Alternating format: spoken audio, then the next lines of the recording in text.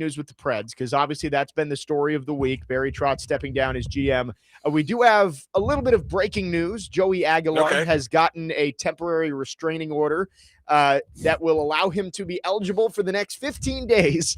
And they will make a decision, I believe, on Friday is when we will get a final decision on whether Aguilar will be eligible for another season in 2026. And given what the Vols were unable to do in the transfer portal at quarterback, this feels like it could be a massive decision for their season. Well, I think also when you look at what they didn't do in the transfer portal, maybe it sends a message that they kind of thought that this was going to happen, that they thought they might get him back. I mean, they've obviously got George McIntyre, and I don't know what kind of signal it sends to him because you've got the 5-star coming in behind him. But he stayed. But he could get passed, right over here. So we'll see. I mean, the way these court rulings have gone, I mean, if you can play in the NBA and play in college, I mean, I don't know what arguments you can make for denying someone's eligibility at this point. Right. It doesn't seem like there's a whole lot of ground for the NCAA to stand on in this, especially last year. They lost in court, which allowed Diego Pavia and all the other JUCO athletes who had just one more year of eligibility. They were all allowed to play. Nothing really has changed in the last couple of years, which I guess would make sense that Joey Aguilar would get the opportunity. So that could be big for the Vols, considering we don't really know exactly what George McIntyre is. Faison Brandon has barely stepped on campus. So it's going to be a big day on Friday for Tennessee to see if they're going to get their quarterback for 2026. But Cory, let's start on the Preds today, because the big news on Monday, Barry Trotz stepping down as general manager, again, remaining in place until they find his replacement, but will officially retire at the end of the 2026-27 season. I know you were over at the press conference on Monday. Shocking news, but I think it kind of makes sense with, Barry Trotz as he got older and eventually wanted to step down to give the Preds the runway to go find a replacement while not feeling like they had to get it done super quickly, considering he's going to be sticking around at least until they find the next guy. It was interesting because I was like everyone else. When you first heard about it, you thought it was a graceful firing. But then after listening to everything they had to say, and I know there are people who still think that, after being at the press conference, I don't know how you could think that. To see him break down emotionally, talking about, his family.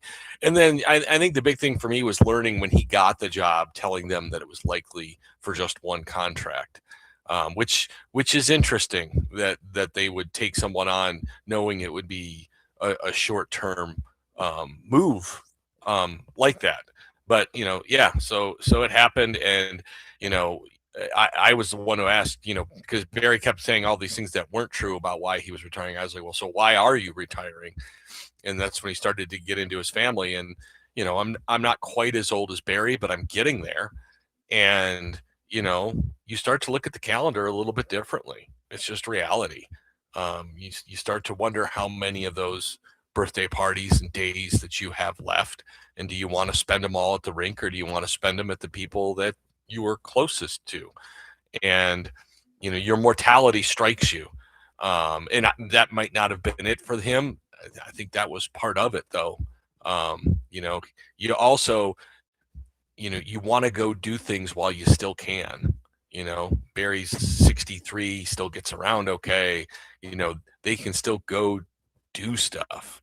And so he didn't talk about that, but I'm just speculating here, that, he loves his family. I think he owes his family. He feels like he owes his family some time. And, he scratched that general manager itch. And I think it allowed him to finish with the Preds, which is what he wanted. I think that was important too. We didn't really get into that. Yeah. And I think the part of that answer that really, I think, spoke to Barry Trotz as a coach, as a general manager, as a person, was when you do this job, you're all in, and he can't be 1 foot in as general manager of the Preds and 1 foot in with his family. He wants to do it 10 toes down with both. So I applaud him for making that decision and telling the Predators, hey, this is this is what's going to happen. I'm going to be out of here at the end of the 2026-27 season, and I'm happy to do whatever role that you need me to do. If you need me to still be the GM, I'll be the GM. But once you find somebody to take over, he's going to hand off the reins. It does make this timeline a little bit wonky, though, because the trade deadline is a month away. And I know they talked about this, about how Barry Trotz is going to make the right decisions for the team, no matter what's going on in terms of him leaving or who the next GM is. But it may kind of be like a last hurrah here for Barry Trotz at the trade deadline. I wonder if that changes the way that he approaches it for the Predators, considering his replacement. They said they'd like to have them in by the draft. All right, you're saying instead of trading off assets, just going for it one more time. Well, either that or, I would say swinging one way or the other, either trying to make a bunch of big trades to set up the team for the future, or maybe not going all in because he wants to see if he can have this team make one more run. I don't know which way it would go, but I do wonder if it being his last one does change the way he thinks about it. I know there's always the case to be made to sell off. If you're not there, and they're knocking on the door with a lot of games to play. It's not going to be easy because all those other teams are playing really well too. Utah's playing really well, Anaheim's playing well, and so it's not going to be easy to get to that spot. And you can always acquire more assets, but they've got a lot of assets right now. I don't know how many more assets they need at this point. And I think there's also a benefit to having the younger players develop with some established players, star players, and learn how it's done. Because this team has had a problem the last few years, with the young guys they bring up haven't really panned out. There've been a lot of guys who've been traded the last couple of years who they thought were going to be a part of it and aren't a part of it. And this year, Fedor Svechkov was supposed to be a part of it. And what do you have, 9 points? Yeah, 9 points in 49 games, I want to say. Yeah. So, and I know there's a lot more younger guys that are down in the system. And so, I guess you can't have enough of them, but I don't know if they got enough spots for them all. Right. That's the concern. So, like, if I were I agree. I'm not worried about Barry being reckless. Okay. Right. I think if it's clear it's over, he'll move things to help the team forward. But if they still have a chance, I think you also owe it to Roman Josi, Philip Forsberg, Steven Stamkos. I think you owe it to those guys to, they've turned it around. Right. I think you might owe it to them to let them play this thing out and see if they can get there. Now they got to learn to start playing in the first period, but if they can do that, then who knows? Yeah. So we'll see. There are a couple things with the Predators this year. They're never out of a game, but they're going to put themselves in a really tough spot early on in a lot of these ones. They're just never in it when it starts. Right. Unbelievable comeback win on Monday. Down from 5-1. They come back, win 6-5. 2 more games before the Olympic break, and then you're up for 3 weeks, and then you've just got a few games before the trade deadline. So lots of balls still in the air for the Predators, but some big decisions going to have to be made. And again, Barry Trotz stepping down as general manager, going to retire at the end of the 2026-27 season. The Preds begin their search for a new GM, and we'll talk about that coming up next. What do the Predators need in their next guy to try and get this team from an organization that has been competitive pretty much since its inception, but has not been able to get over the hump and win the first Stanley Cup? 615-737-1025 is the phone number. If you want to text or call, our phone lines are driven by WilsonCountyHyundai.com. Again, talking Preds to start the show today. We'll also get into the Titans later on in the show.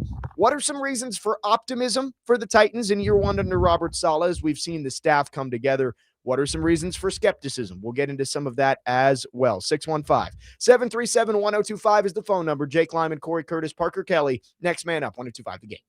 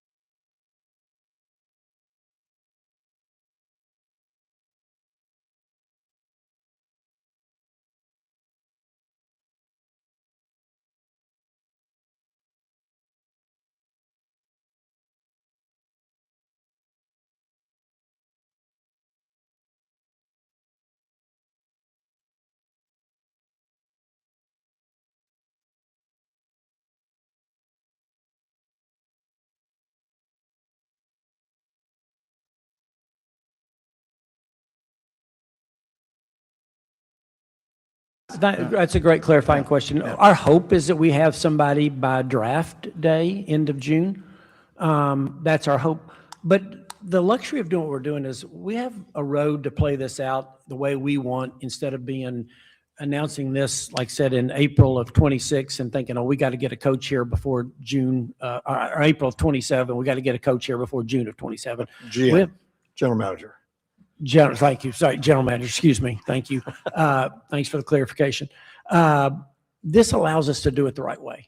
But we hope to have somebody by the draft of this year, but we're not limited by that. And Barry, again, I have full confidence he'll do the right thing.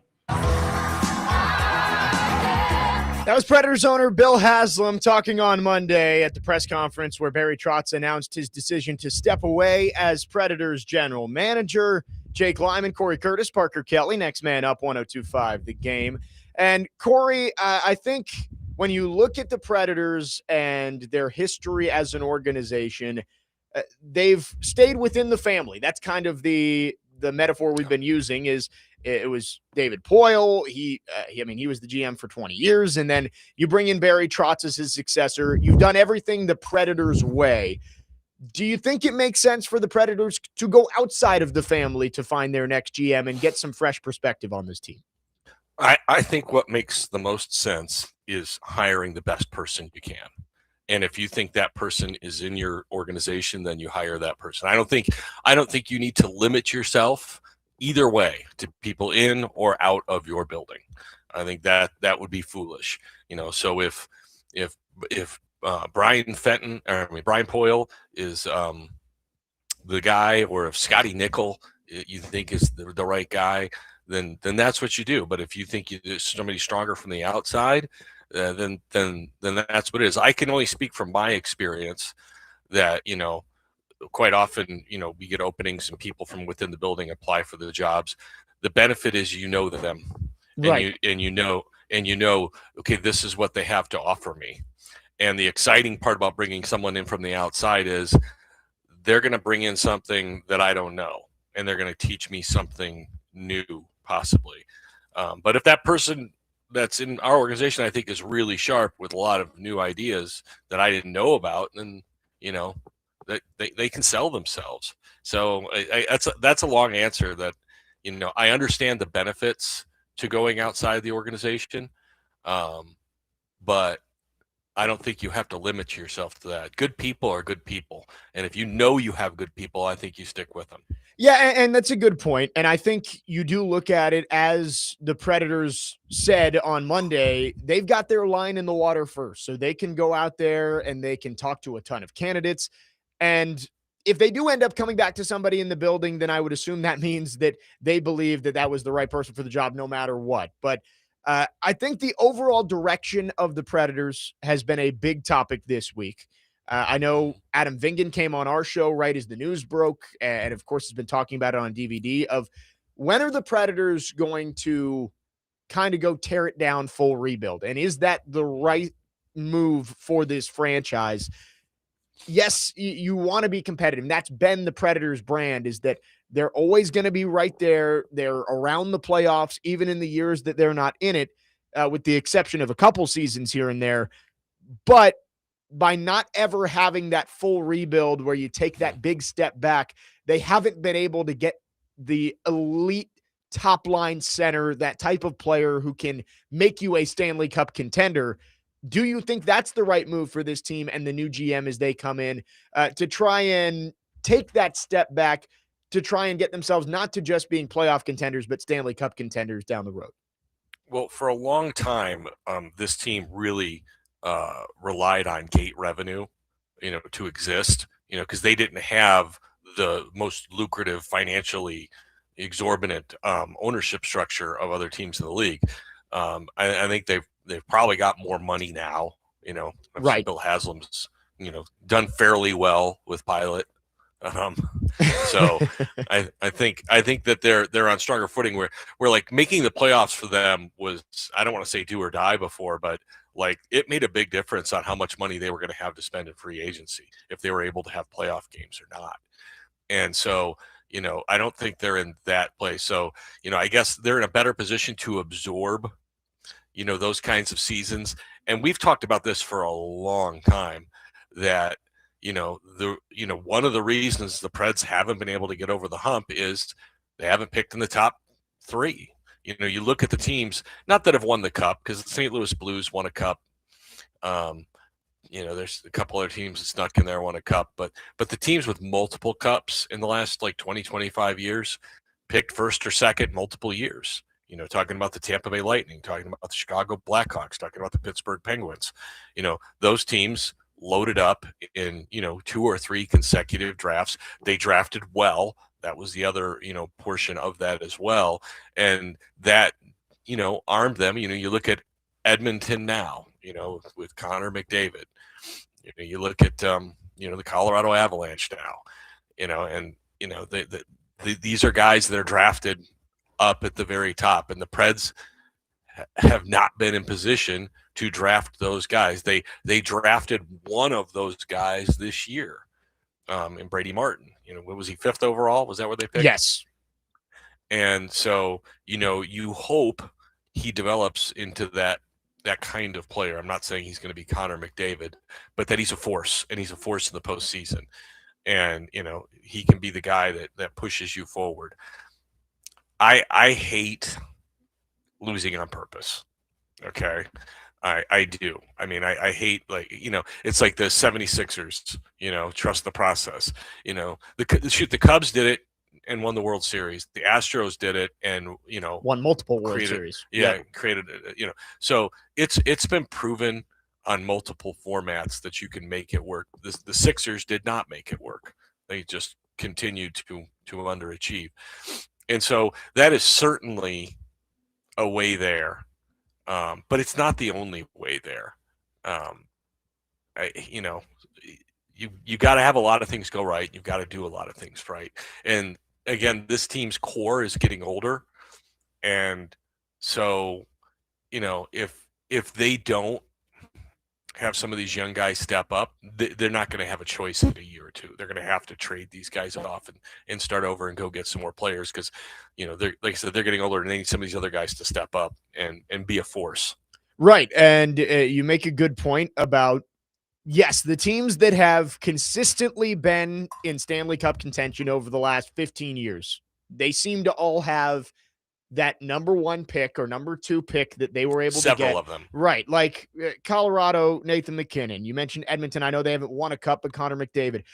Landeskog's pretty good too. Right. Florida the last couple of years, yes, they didn't have, I don't think they had the homegrown number 1 pick, but they brought in a couple of guys who maybe were bounced back from other players. Right. Yeah. And they made the big trade for Matthew Tkachuk. Of course, Pittsburgh and Washington had Ovechkin and the Blackhawks had Patrick Kane and Jonathan Taves. It is part of the formula to getting to a Stanley Cup is having that game-changing player. But I have seen some of the texts that we've gotten this week when we talk about this rebuild is that nothing is guaranteed because of the lottery system. No. You could be horrible. You saw it last year. Right. The Islanders were not in the top 5 odds. They might have been closer to 10. And I think they're among the lowest. Right. And they got the number 1 pick and they got Schaefer, who looks like he's going to be one of those types of players.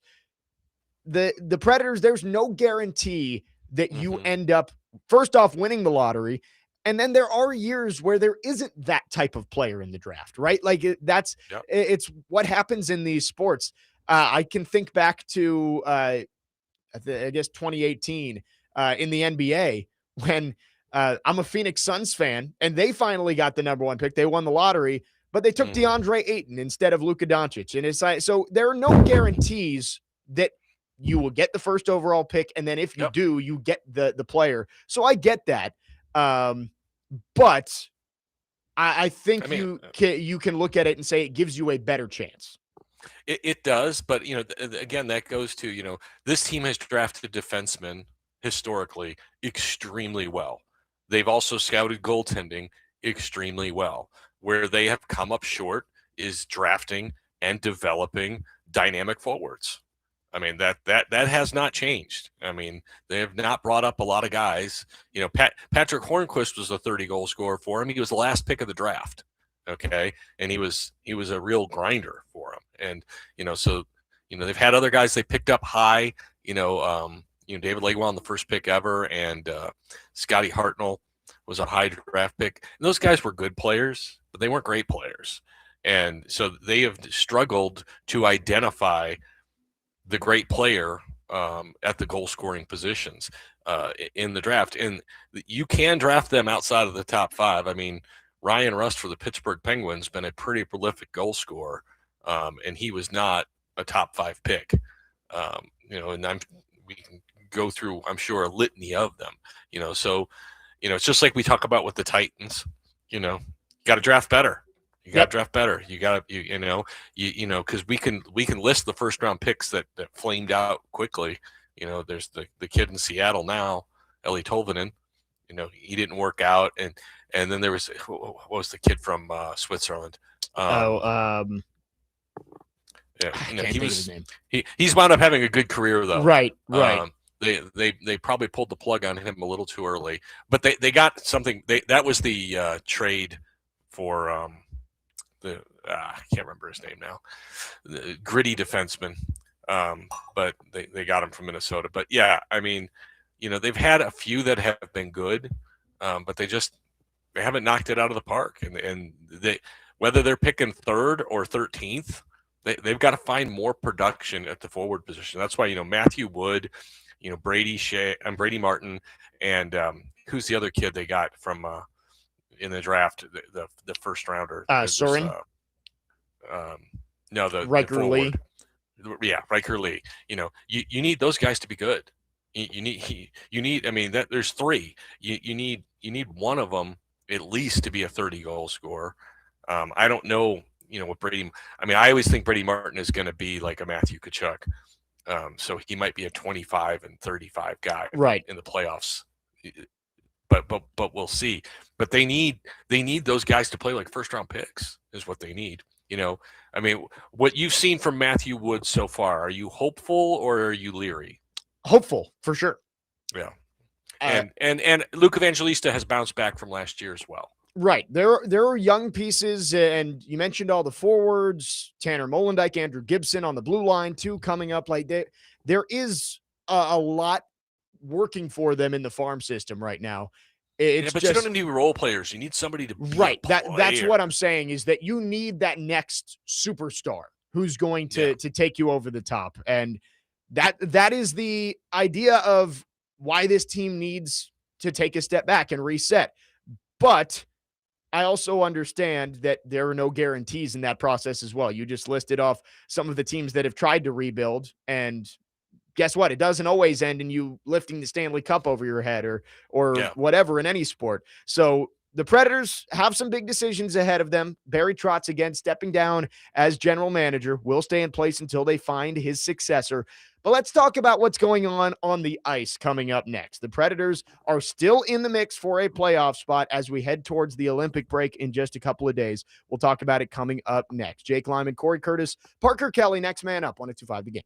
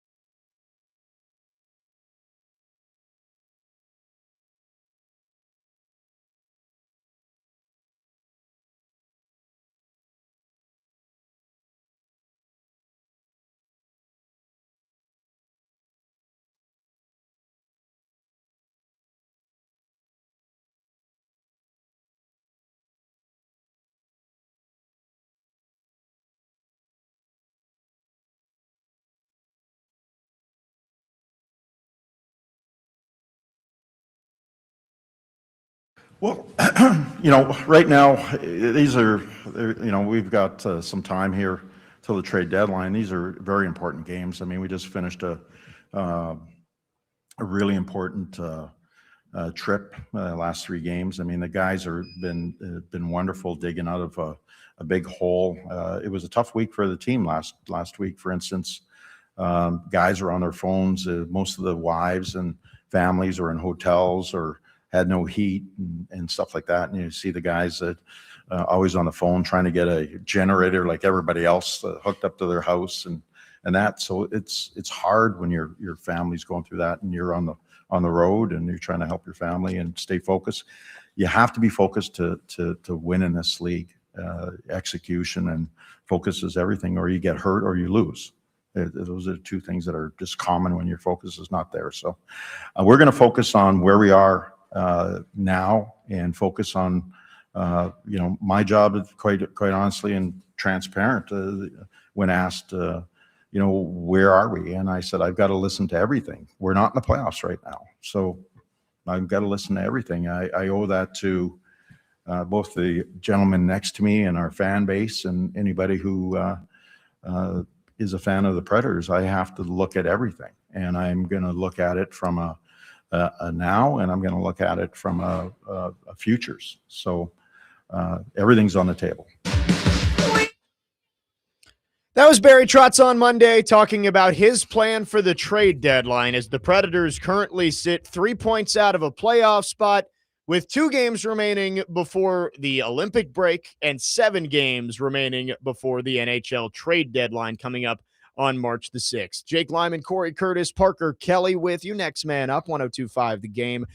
Cory, that really becomes the next big question for this Predators team. And with where Nashville is in the standings right now, these games are important to see whether this team should be big sellers, maybe just make a couple of moves here and there.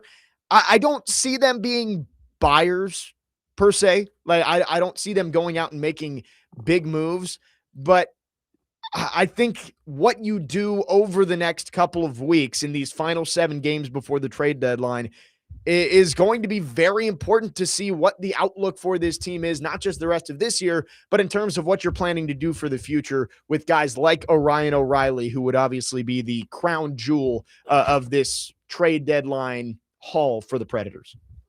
Yeah, Ryan O'Reilly with 20 goals already at this point, having a magical year. That front line really having a magical year at this point. For sure.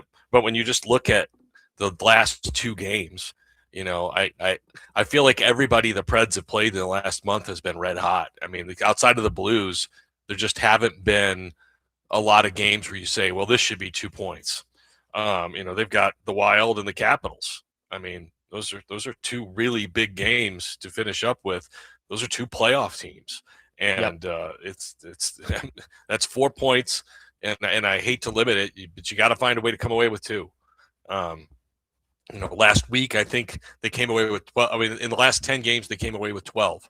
And that's kind of the bar of where they need to be, is getting at least 12 points out of 10.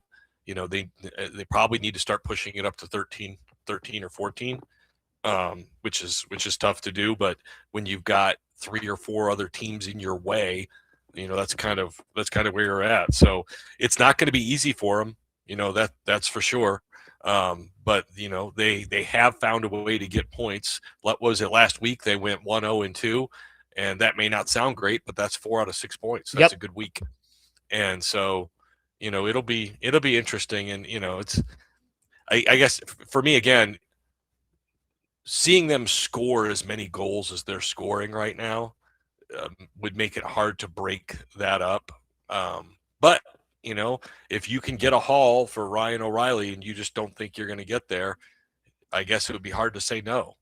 Yeah, and that's the tough thing with the Preds right now, is because you look at the way they've played for the last 2 months and you say that is a playoff team, right? The Predators have played playoff quality hockey over the last 2 months.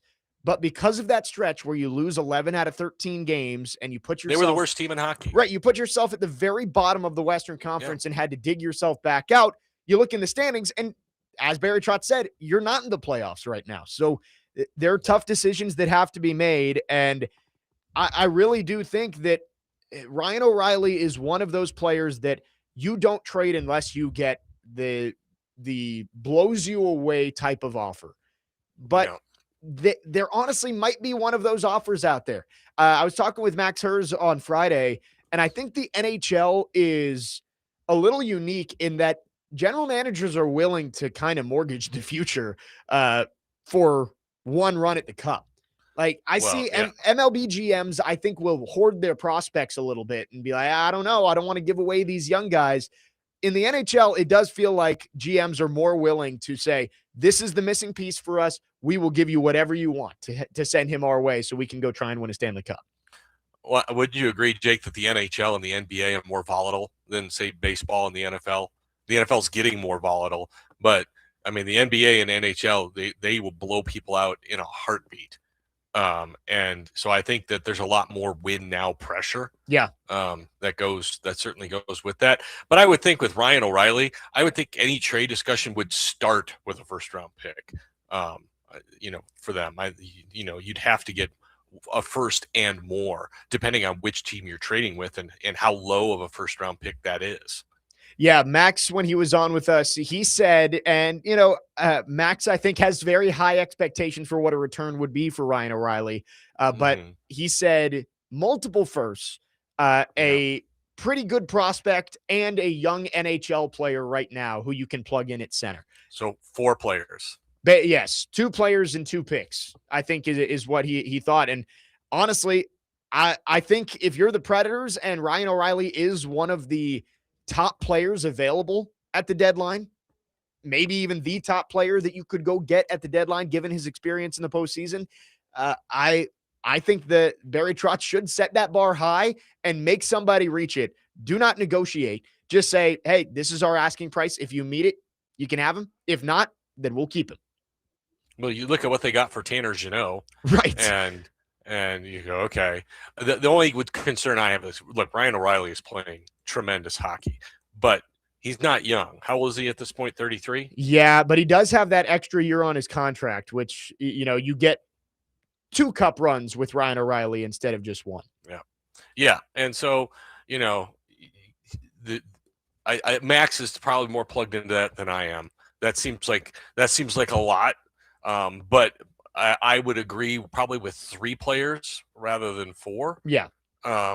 But either way, like we're both saying, it starts with a first round pick, and then where your first round pick is, look, if you're trading to a team with a top 5 pick potentially, you're not going to get as much in return. For sure. Right? Yes. But if you're trading with Colorado or Carolina, you need more, because that's a back end first round pick. Well, and I guess that is where you would look at it, is the guys who are the teams that would trade for Ryan O'Reilly are the teams that are contending for the Stanley Cup this year. Yeah. I mean, look, Minnesota's already all in this year. I don't know what more they have to trade away. Yeah. But if there's a team that is mortgaged for this year, that's it. And if you wanted to address an aggressive deal, that's the team I would call if they wanted to end up moving you. Yeah, a team that already has kind of put their chips to the middle and said, you know what, if we give up a few more prospects and a few more picks, who cares if we win the Stanley Cup? So, we'll have to see. We've still got a month until the trade deadline, but there's only 7 games because of the Olympic break. And we can talk about these 2 coming up, Wild and Caps. We'll also get to some of your texts on the text line. 615-737-1025 is the phone number. We'll get into the Titans coming up at the top of the hour. Jake Lyman, Cory Curtis from News 2, Parker Kelly, next man up, 1025 The Game.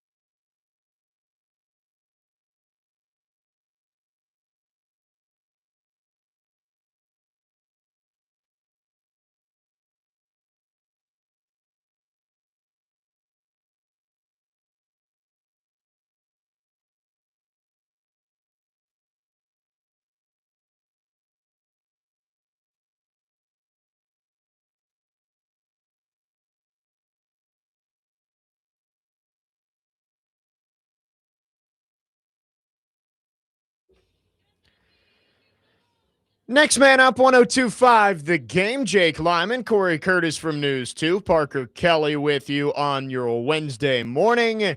Talking some Preds here, wrapping up hour number 1. We'll get into the Titans coming up in the 10 o'clock hour. Also, stick around during the 10 o'clock hour. We'll give away a 4-pack of tickets to Athletes Unlimited Pro Basketball games 3 and 4 on Friday evening. It is a 5:30 start, so stick around. We'll do that coming up in hour number 2. Let's get to some text here on the text line about the Preds. Our phone and text line driven by WilsonCountyHyundai.com. Corey, some thoughts about chemistry as we look at the possibility of moving some players at the trade deadline. Matt makes the point saying they played better without Marchessault. Maybe you should trade him. I will say with Marchessault, he has trade protection and apparently will only play in states that don't have state income tax. So that might be more difficult than just say trade him. But chemistry is important. The Preds were playing well without Marchessault. He came back. They hit a little bit of a road. What am I thinking? A speed bump. Then Justin from Greenbrier says chemistry is a big deal. Barry brought in guys that were supposed to make the Preds an instant playoff contender, but last season they didn't click and were flat for most of the season.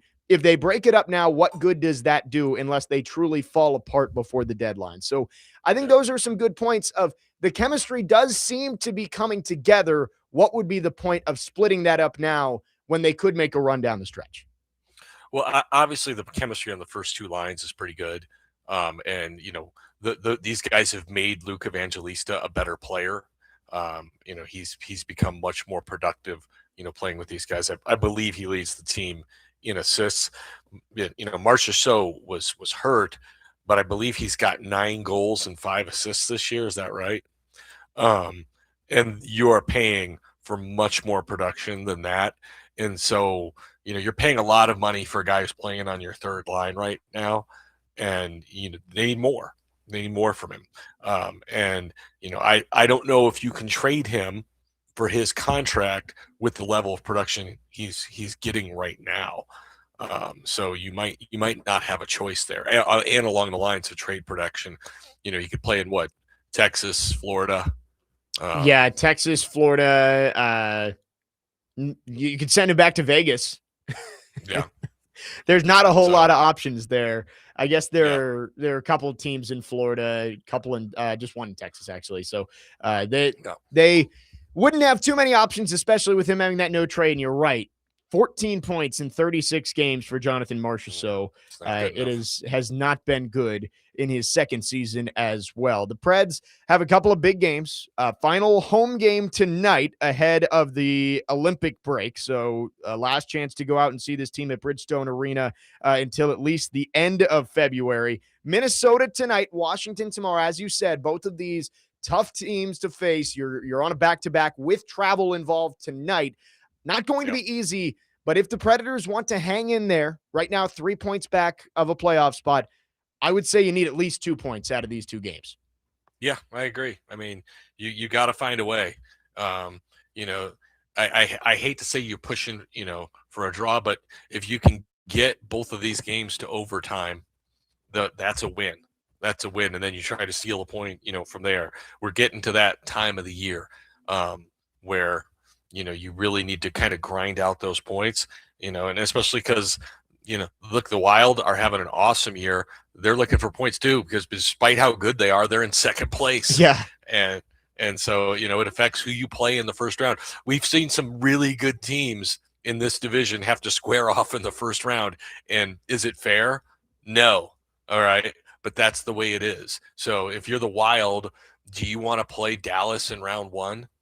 Or would you rather play somebody else? Right. It is crazy because of the Central Division and how loaded the top is with Colorado, Minnesota, and Dallas. You're right. Like second and third have to play each other. Right now, those are both top 5 teams in the NHL playing in the first round. But Colorado is going to get to face the last wild card, which could very well be the Preds if they get in. So the Wild have plenty to play for, even though I don't think they're in any kind of worry of missing the playoffs, obviously, given what they've done so far this year. So these are big games. The Preds Yeah. and the Wild have had some really entertaining matchups this season too. Of course, you look back at These are the two high-scoring teams. the net being dislodged in overtime back in Minnesota earlier this That was a season. horrible call. It was a horrible call, but that was the first time they met. And then I believe they met in Nashville a couple weeks ago. And that one, did that go to overtime as well? I think it might have. Okay. Your Let's memory's see. better than mine. Oh no, they won in Minnesota in overtime to start that super long road trip, that 7-game Okay. road trip. So yes, they've been some good games between the Wild and the Preds so far this season. And again, that tonight over at Bridgestone Arena, 7:00 puck drop, 6:00 pregame right here on 102.5 The Game. If I had to make a guess of what the Predators are going to do moving forward, because again, we're getting to the Olympic break. You don't have that many games until the trade deadline. I think it's going to be selling, but not selling to the fullest extent. I don't think you're going to see O'Reilly get traded, even though I think that would bring back the most assets. You'll probably see a couple of moves here and there. Maybe Michael Bunting gets traded. I think that would be a name to keep an eye on. A couple other expiring contracts that they have, but I don't think it's going to be a full sell-off. I think it's going to be making moves here and there that help you for the future without completely disbanding what this team is doing right now. Eric Holla, that type of player. Yes, Eric Holla would be another one. Yeah. So you're saying a soft sell. Yeah, I think it'll be a sell. They're not going to be going out and buying, but I don't think they're going to completely tear it down. It'll probably be trading away some of those expiring contracts and allowing some of the young guys to get more reps. I guess the question becomes, which young guys are you bringing up? Like, you just sent down Fedor Svechkov. Does he come right back up if Eric Holla gets traded? Like that becomes the question of who are these young guys that are ready to take that next step to the NHL level that could use those reps down the final 2 months of the season. Yeah, and is it time to get Tanner Molendyk some ice time Yeah. at the end of the season?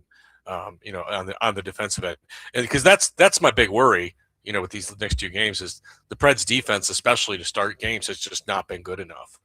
They're scoring a ton of goals, but they're giving up just too many. They've got to button things up and just I hate to say play harder, but I mean I think that's what they would say. They've got to be more dialed in when the puck drops to start these games. But yeah, it'll be interesting to see who else they've got. I mean, Schaefer went back down; he could come back up. Yep. So they've got some guys that could come back up. And wouldn't Brady Martin also be eligible to come up at the end of the season? Yeah, I think once his junior season is over, he could come back. Yeah.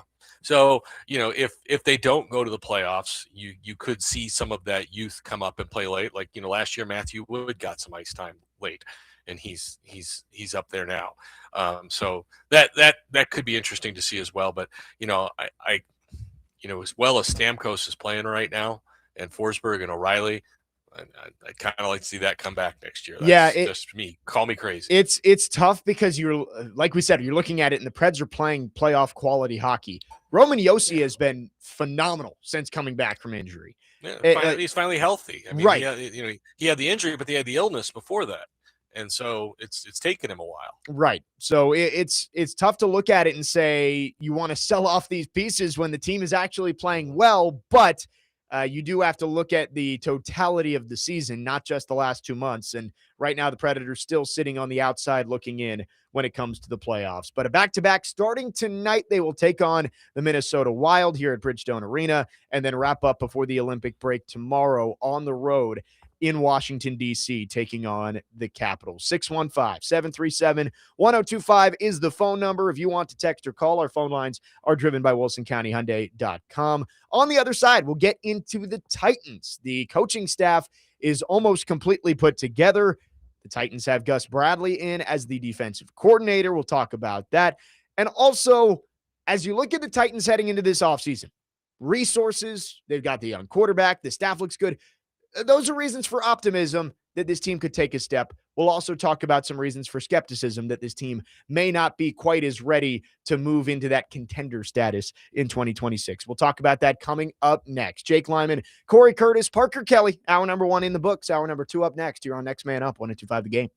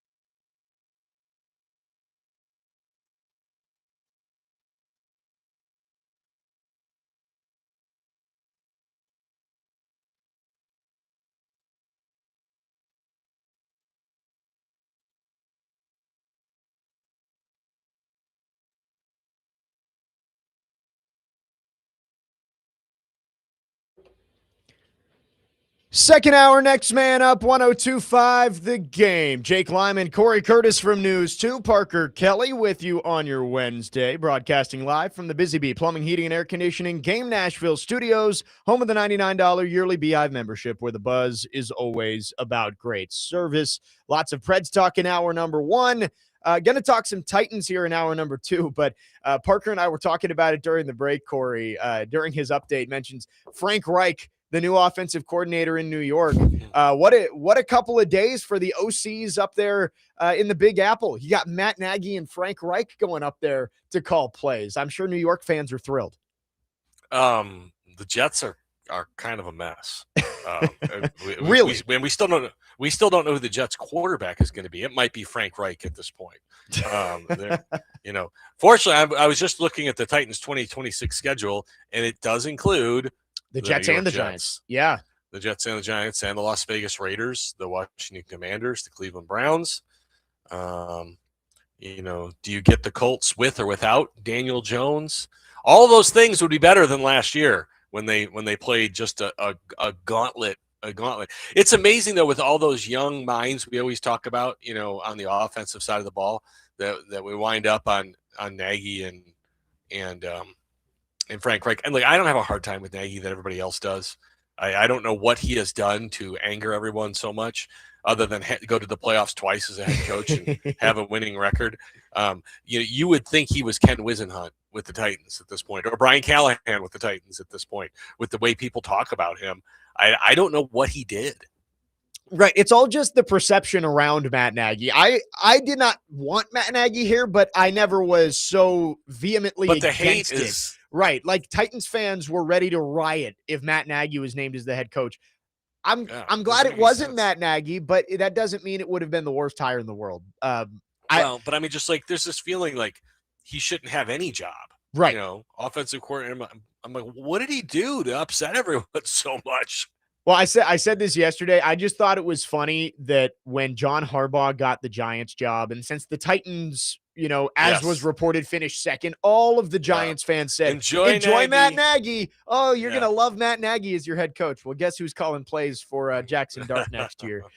It'll be Matt Nagy. The Titans have almost filled out their coaching staff. We've talked about Brian Dable and what he brings as an OC. Gus Bradley being brought in as the defensive coordinator. And it does kind of feel like the Titans, this one fell into their lap a little bit with Raheem Morris going to the 49ers. Gus Bradley then was left as kind of a free agent. And according to Albert Breer, he was offered a play calling opportunity with more money with Arizona and still decided to come be the DC for Robert Saleh. I don't know if that says more about Robert Saleh and the Titans or more about the state of the Arizona Cardinals, but I think it's a good get for Robert Saleh to bring in somebody with that type of experience. Well, I think, you're always asking yourself, what's the best path to being a head coach again? Is it going 3-14 in Arizona next year, or is it going with Robert Saleh, with Cam Ward, with a team that looks like it's on the uptick or should be on the uptick, and working with people and trust? I mean, I know this. I was told this, that he was Robert Saleh's first choice, Gus Bradley.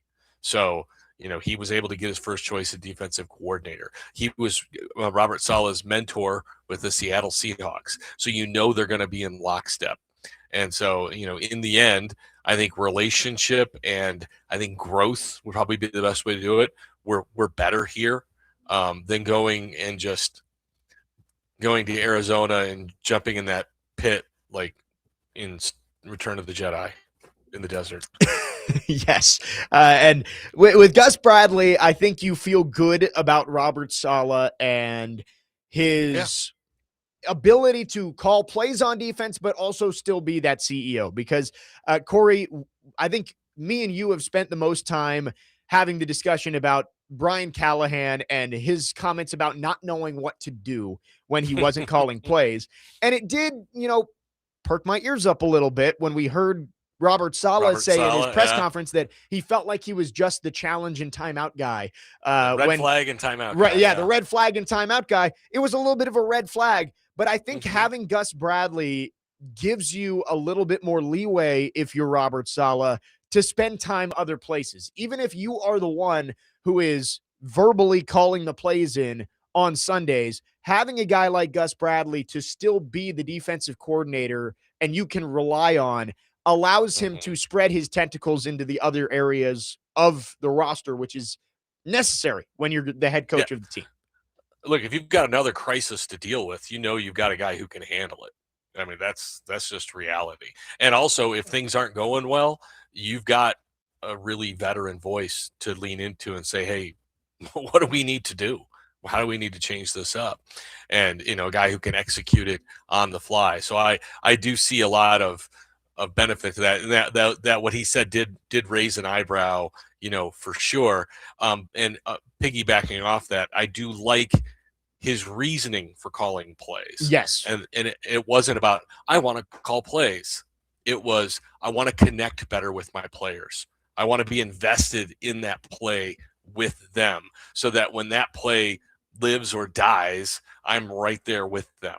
And so, I kind of liked that reasoning, that it was more about connecting with his players than, I'm bored and I want to call the defense, so I did like that, but he does have to be head coach first, and he's done it before, so he's been head coach only, so it'll be interesting to see how he handles it. But he does have a ton of experience, in all three of his OC positions, or all three of his coordinator positions. Right.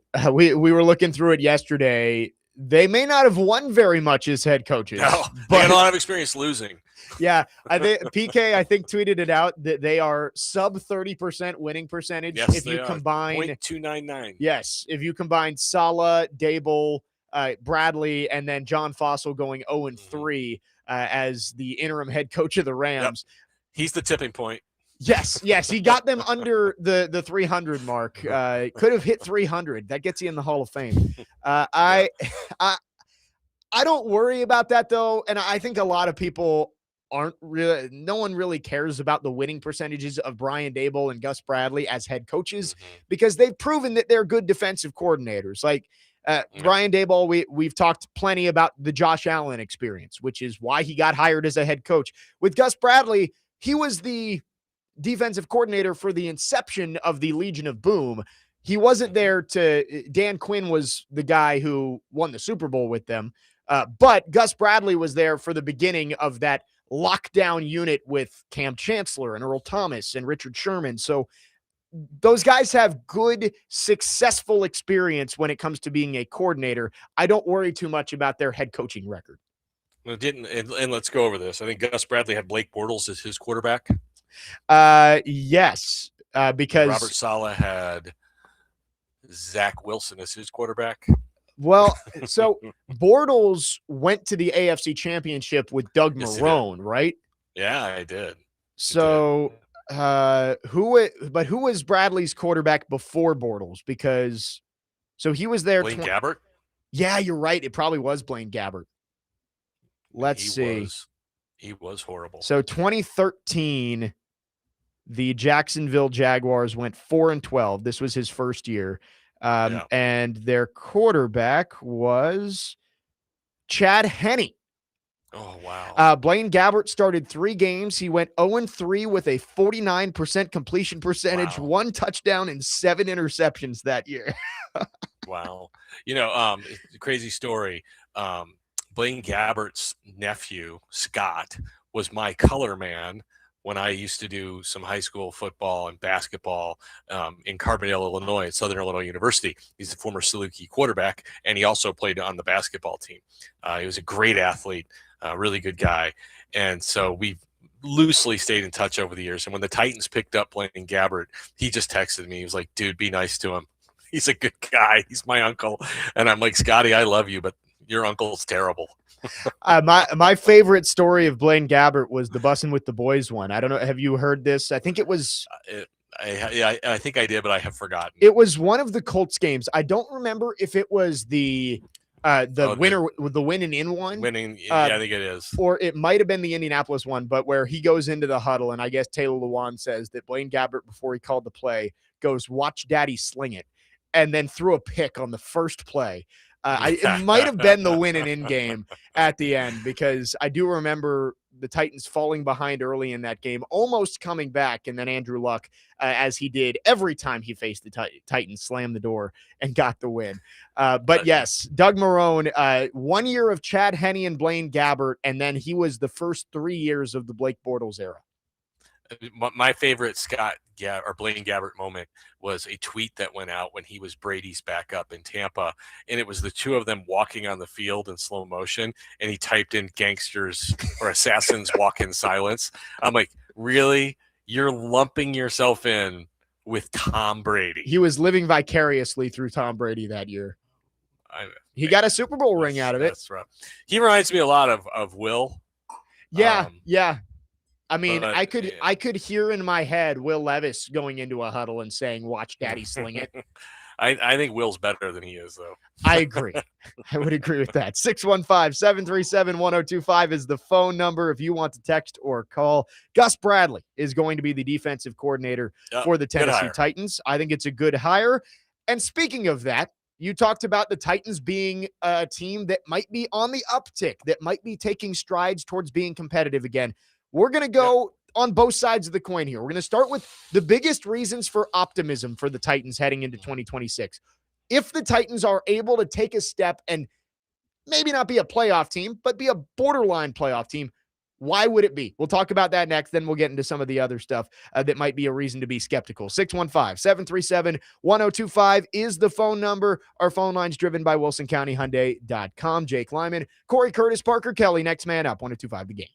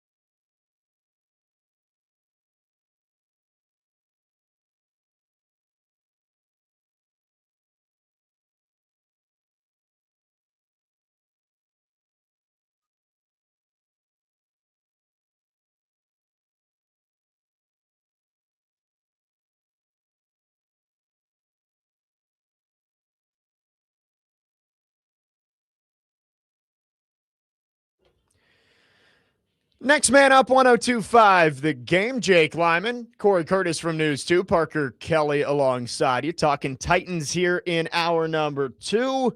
Let's give something away, though. I teased it earlier. All right. Be caller number 4, and you can win a 4-pack of tickets to the Athletes Unlimited Pro Basketball Games 3 and 4 at Municipal Auditorium this Friday. Game 3 starts at 5:30. Such a fun league. WNBA players, former college stars, all playing over there at Municipal Auditorium. Just gets underway tonight, I believe, is the opener. So this is for Friday's games. Be caller number 4 right now at 615-737-1025, and you can win a 4-pack of tickets to Athletes Unlimited Pro Basketball for Friday. Cory, I think Alicia Clark is playing there again. Yes, Alicia Clark, Tahina Paupau, who was just with South Carolina, Deja Kelly, who was at Oregon, Anissa Morrow with LSU. So tons of reasons to go out there. So, Sorry to interrupt. Yeah, no, excited for that one coming up tonight. I believe games 1 and 2, and then Friday games 3 and 4. So again, call in 615-737-1025. Cory, let's talk Titans here. The offseason, I think, has gotten off to a pretty good start, right? Like, I think you can look and say on paper, there's no real reasons to complain about the coaching staff that the Titans are putting together. But this team is also a team that's won 6 games over the last 2 years. What do you think some of the biggest reasons for optimism are that the Titans will be able to take a leap and improve from a 3-14 team to maybe a team that is in the playoff hunt late in the season next year? Well, I think it starts up front in that you got some efforts up front to finish the season that can win you games. And I'm talking about on the offensive line. You know, you found those guys could run the football and they could, in fact, protect the quarterback. And that has been a black hole for this team for an unreasonably long time. So, you know, seeing that get fixed really the last 8 weeks of the season, for me is a huge thing. You know, obviously you're hoping to see Cam Ward then build off his last 8 games of the year and continue on that track record. You've got the 4th pick of the draft coming in. You need that guy to be an impact player, but you feel like, you know, with Robert Saleh's track record, your defense, with regardless of what you put back there, is going to be better than what you had. And also, you know, you're not going to be playing with scraps in the secondary the last 10 weeks of the season, basically. So, you know, those are all reasons, you know, for optimism. You know, you didn't get anything from Calvin Ridley last year. So whether it's Calvin Ridley or it's Jawan Jennings or Wan'Dale Robinson or whoever, you feel like you're going to have somebody else in that kind of one hole, and you think you're going to get more from that spot. And let's not forget the absolute gauntlet the schedule turned out to be. Right. And that you're hoping it's not the most difficult schedule in the NFL back-to-back years. Yes, and we were talking about the teams that you see on the schedule right now that you think are going to be easy. You just never know until you get out there and play in September. But I think you're right. I think you look at this Titans team, and a lot of the mistakes that they've made over the last few years have at least been removed from the equation, right? You've now moved on from a GM, moved on from a head coach. You've got a new power structure at the top with Mike Borgonzi and Robert Saleh. You've added more experience to this. And you also have gotten rid of, L'Jarius Sneed's going to be gone. You mentioned Calvin Ridley hasn't done much. This team right now only has $500,000 of dead cap for 2026. That's going to go up when they make some cuts, but they're not having to deal with some of the big mistakes anymore. They've had a few drafts where you've gotten some players who are hopefully going to be key pieces. I think you have put yourself in a position to start building this thing up. This offseason, that's why it's so crucial. You have the most cap space in the league. You have 2 picks in the top 35. If you get those decisions right and you bring in the right types of players, I don't think this team becomes, what the Patriots did this year. But I don't think there's any reason why this team shouldn't be around 500 if they're able to get the most out of the resources that they currently have. Well, look, we know the path the Patriots had and the Patriots had a second-year quarterback who went off. But let's not pretend like the Patriots have great weapons on offense. I No. mean, they brought in Stephon Diggs, and he's at the tail end. And then they've got Hunter Henry and Austin Hooper, who are at the tail end. They got Mac Hollins, who is a role player. They got Kyle Williams, who you think is going to be good down the line, but I think had 10 catches all season. And they do have some talent in the backfield with Stevenson and Henderson, although Henderson never gets to play. So when you look at that, when you look at like, well, can the Titans match what the Patriots have on offense next year? Yeah, Sure. Yeah. Now the Patriots added a left tackle as well, and he was a big part of it. But the biggest thing was the quarterback took a massive leap, right? And you play the easiest schedule in the league. So a lot of this hinges on Cam Ward, and protecting Cam Ward and giving him some weapons, obviously. But look, if there's the potential, okay, because I know this will rankle everyone, and that's fine. There's the potential for Cam Ward to be the best quarterback in the division. And you're going to say, Cory, Trevor Lawrence is an MVP finalist. Yeah, he is. I don't know how.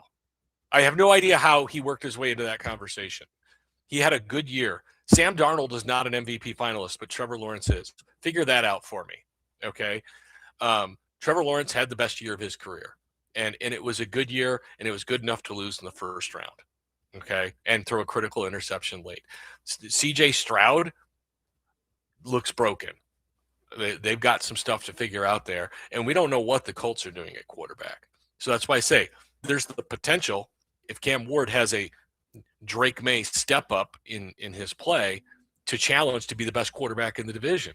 And if he is playing at that level, and I'm not saying he's going to, but that's what you're looking for from the first pick of the draft, it suddenly makes the Titans much more competitive in that landscape. Yeah, and I'm thinking about it because I wouldn't have said that just initially, but you're right. CJ Stroud has taken a big step back. Even though he has won a playoff game in all 3 years he's been in the league, you can't really like this. He's not the strength of the team. The Steelers game, the defense scored 14 points, and like they didn't really even need him to do all that much. And then he lost the Patriots. Right, he lost that game for them. And Trevor Lawrence, you're right.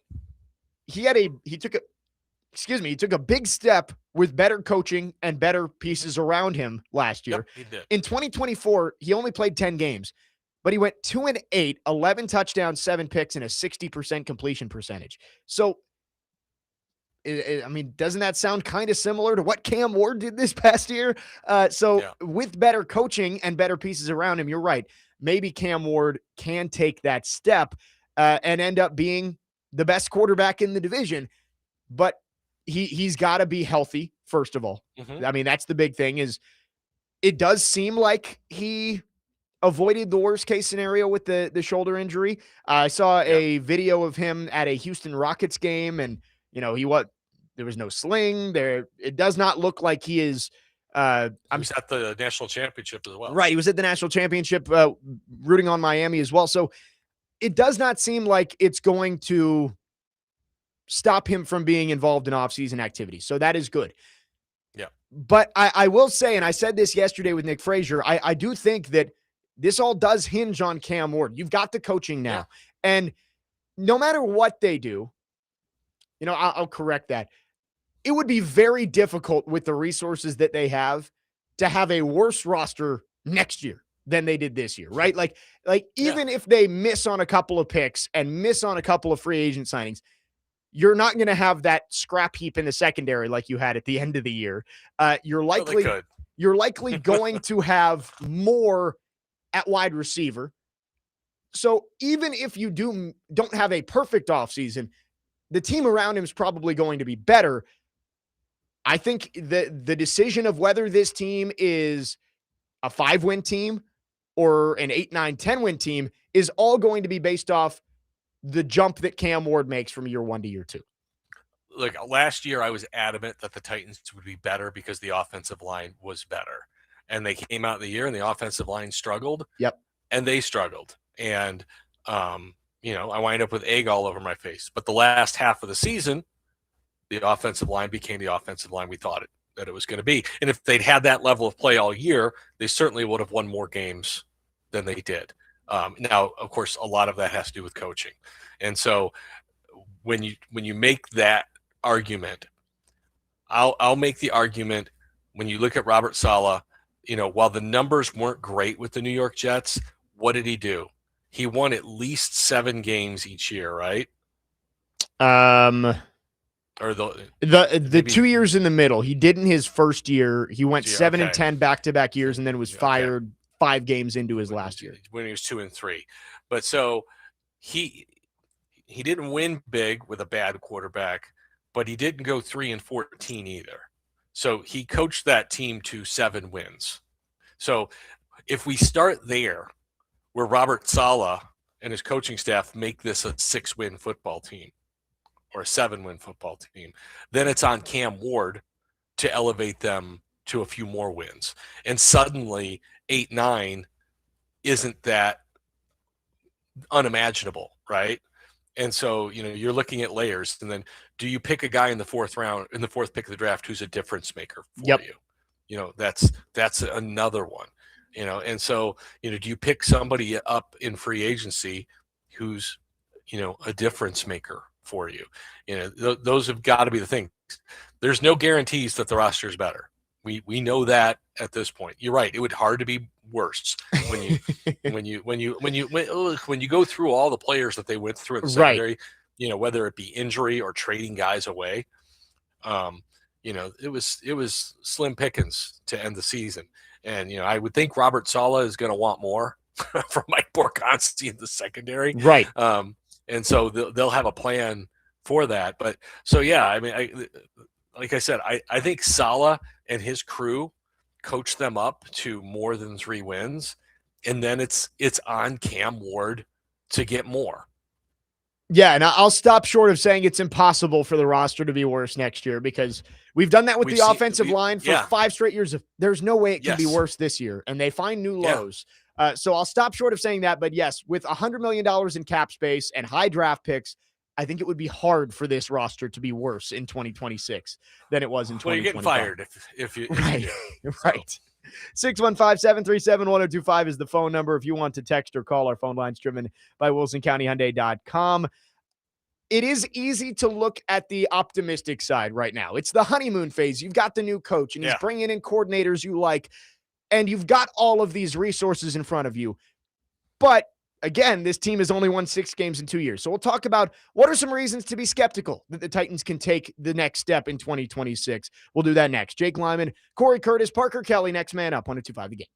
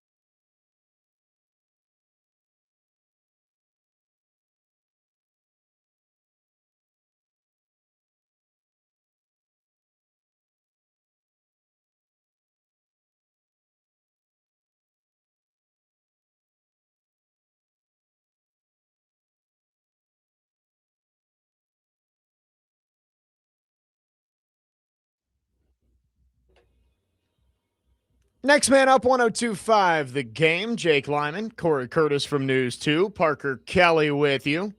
Hope everybody having a great start to their Wednesday.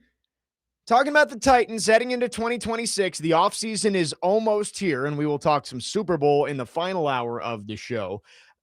It is a honeymoon phase right now for the Titans. You got the new coach, and I think everybody's been really pleased with Robert Saleh and the staff that he's put together. There is a lot to like. There is success. There's experience on this staff.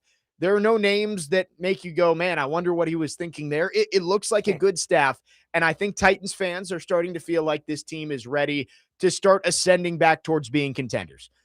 But there's also a lot wrong with this team, right? Team that goes 6-28 over 2 years is far from perfect. I think there are reasons to be skeptical, and we talked about Cam Ward in the last segment, that this is going to go one way or another, likely with the young quarterback. If he takes a big leap, the team's going to take a big leap. If he continues to be hit or miss, the team will probably continue to be hit or miss. And the injury, although it does not look concerning, I do think Titans fans should continue to hold their breath a little bit until we get some confirmed news about how Cam Ward is recovering and what the timetable looks for him returning to the field, because this is a really important offseason in terms of his development. Yeah, I mean there are no guarantees, just like you said, and there are holes, without question. Chiga Okonkwo is gone. Is Gunnar Helm ready to carry the load at tight end? I mean, and what are they going to bring in alongside of him? They don't have a number one receiver. They don't. It's plain and simple. They don't have one. If you want to say Calvin Ridley's one, we can argue that point, and I don't even think he'll be on the team anyway. So they don't have that. They're going to a 4-3. Do they have any starting edges? Do they have any starting defensive ends? Not at this point. Femi is still a developmental piece. Jalen Harrell is more of a stand-up linebacker. Is Jod Ward coming back? I don't know. They don't have that. All right. And we can talk about the cornerback situation, which is a mess right now. They've got to replace all that. So you've got to hit on all those things. And you're relying on a coaching staff that you think you've hired good coaches, but as head coaches, none of them have won before. Yep. So you don't have that one guy leading the thing who has proven he can win. He can lead a team to victories. You don't have that. And so there are plenty of holes to poke in this thing. And, I don't think anybody's assuming Cam Ward takes this next step up next year. You're just expecting, since you saw an elevation of his play late, you expect to see that elevation continue. I don't like to use the word hope, because hope is not a strategy. It's something I've always said. You need him to continue his ascension. It's why you hire Brian Dable. What are you going to put around him to do it? You got to prove you can do it. And so there's a lot of holes to fill and a lot of proof still to be done. Yeah, and I think that's the perfect way to put it, is hope is not a strategy. And a lot of the thoughts of the Titans taking a big step next year is based on hope. How many guys on this team can you say, I know for sure that is a really good player? I would say 2. Right? Simmons and Skoronski. I think those are the only 2 players that I can look at and say, I know for sure that those guys are, I don't even want to use the word Pro Bowl, but possible all pro caliber players. And you need more than that. And look, I mean, all pro is very difficult. That's the pinnacle. Right. I mean, you do need all pro players, but if you got 2 or 3, you're doing pretty well in a 32 team league when you only got 25. I just hate saying Pro Bowl based on what the Pro Bowl has become. I think Pro Bowl caliber player is better. Sure. We talked to Peter Skoronski before last season about having a Pro Bowl season, and he kind of turned his head, and I knew what he meant. I said playing at a Pro Bowl level. Sure. Yeah. And he was like, that's good. And he did. He played at a Pro Bowl level. without question.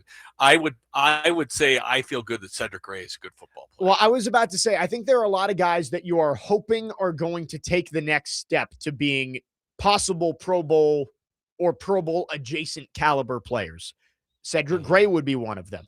I think you're hoping for a step from J.C. Latham like Peter Skoronski took this year. It was kind of similar to Skoronski where a year and a half in, you were wondering, man, did we completely swing and miss on this? And then he started to figure it out at the end of year 2 and then took the big step in year 3. You're hoping for that with J.C. Latham too. I think you have hope with guys like Kevin Winston. You mentioned Femi Oladejo as a developmental guy. I think there's a lot of hope that these guys are going to take the next step, but the odds that all of them do, or even most of them do, probably isn't all that high. Yeah. No, it's not realistic. And, you still got to figure out what you're going to do, right, guy? Like, I think Tony Pollard's a good player. He may not be a great player. He's a good player. He blocks well. He catches well. He runs well. We saw at the end of last season, if he's got some room, he can do something. Can you get more explosive? Yeah, you can get better there. But I think he's a good player. So I do think that there are some good players. Tavondre Sweat is good against the run. Now you drafted him in the 30s, so you need him to be a bigger presence in the pass game for sure. So we have to do that as well. But there are some good players, and there are some players who can show you more. I would love to have seen Chigakonkwo come back on this football team, not to block, because we can't do that, but to catch passes, because I do think he can be a good pass catching tight end in the National Football League. So they definitely need more star caliber players. Yes, really, that guy's a dude. They need more dudes. Let's put it that way. Yeah, they need more playmakers, and I think you have the opportunity to go get some this offseason, right? 4th overall pick, 35th overall pick. You hope those are playmakers. And then, again, the names that we talked about, whether it's Cedric Gray, I didn't mention Chim Dike. Of course, he needs to be in that conversation too. And Cam Ward, of course, is the most important one. If you can get a few of those guys to take that step and be the star power on this team, then, things could turn around really quickly. But at this point, you have to see the development before you can expect the development. Yeah, and Alec Iomanner is a guy we didn't talk about either. If he goes from averaging, say, 3 catches a game to 4 or 5 catches a game, all right, he suddenly becomes a much more consistent and viable weapon. He's got to be more consistent catching the football. We saw him make some tough combat catches, but we saw him drop some easy ones. And so he has to develop. He has to become a more consistent. Chim has to be more consistent catching the football as well. So there's plenty of room for those guys to grow. That doesn't mean they're going to. They still have to do it. You feel like what you've seen from those guys that they will, but they have to prove it. They have to do it, and that we've seen that before in the NFL. Right. And this is an important offseason for a lot of young players, and for the young players the Titans bring in to see if they can take the next step this year. Keegan on the text line says, 100% the honeymoon phase. I catch myself daydreaming about the Titans in the playoffs next year as if I didn't sit through this entire season. It is funny. It's like it is so much easier when you don't have to watch football for 7 months to be optimistic. Like, we sat through that entire season, and there were times when it's like, this team may be one of the worst teams in NFL history. And they did look better down the stretch, but it is easier to look at the positive and the bright side when, again, you don't have football games for another 7 months, and you're hoping for the best for this team, even though we just don't know what's going to happen. Did they score 24 points 5 of the last 7 games? Yes, that sounds right. It was. Yeah, I mean, look, I will say it, and people can be as mad at me as they want. Mike McCoy did a really good job for this football team. He got them playing like an NFL team. All right. They put points on the board. They were tolerable to watch. All right. The first 8 weeks of the season were completely intolerable to watch. I mean, there were games where if I wasn't getting paid to watch the game, I would have turned it off without question. And, I can watch a team lose and still enjoy the game, enjoy the performance, enjoy the improvement. And I enjoyed watching them the back half of the season and seeing an offensive line come together, seeing Cam Ward make plays, seeing a game plan that actually made sense in the NFL world. And so, there was aspects of this football team where they were just so poorly coached out of the gate that they had no chance whatsoever. And so the back half, they looked like a team. They didn't look like a great team, but I still say Cam Ward's last drive of the season was his best drive of the season. That thing was beautiful. It was great. Beautiful. He went right down the field and ran it in himself. And that was a playoff team and one of the better defenses in the league. Yeah, it looked good to start that game. Big Jeff got the sack on the first play. Your offense goes right down the field and scores, and then you get outscored 41-0 the rest of the game. Yeah, well, you knew once he left the game it was over, and right. I don't care about that. But what I do care about was that first drive. No, and you are right. Like I was critical of Mike McCoy after his first couple of games, but after the bye week, that team was a competent NFL football team, which is more than you could say for about a year and a half. I did think it was funny. We're going to talk Super Bowl in the last hour, Corey, but did you see Harold Landry was asked about the difference between the culture in New England and Tennessee? And he basically said, I'm not going to speak on my last year in Tennessee. But his last year with Tennessee was under Mike Vrabel. No, it wasn't. He was with Callahan last year. Was he? Yep. Oh, okay. Yeah, I guess he was. That year was so forgettable that right. No, it was terrible. Jeff said it. Jeff said it over and over again that there was no leadership, and that's what we've pounded on. So Harold's a classy guy, right? So, and he wasn't going to say anything bad, but like you can read between the lines. But it doesn't need to be said. All you got to do is look at the record. Right, 6-28. You look at that and there's a failure of leadership. That's not because of this, that, or the other thing. That starts at the top. You aren't that bad without failing massively at the top. Titans hoping that their new leadership will be better. Lots of experience. Robert Saleh, Brian Dable, Gus Bradley. That is your triumvirate of head coach and coordinators and filling out the rest of the staff over the next couple of days. 615-737-1025 is the phone number. We'll wrap up hour number 2 on the program coming up next. Jake Lyman, Corey Curtis, Parker Kelly. Next man up. 102.5 The Game.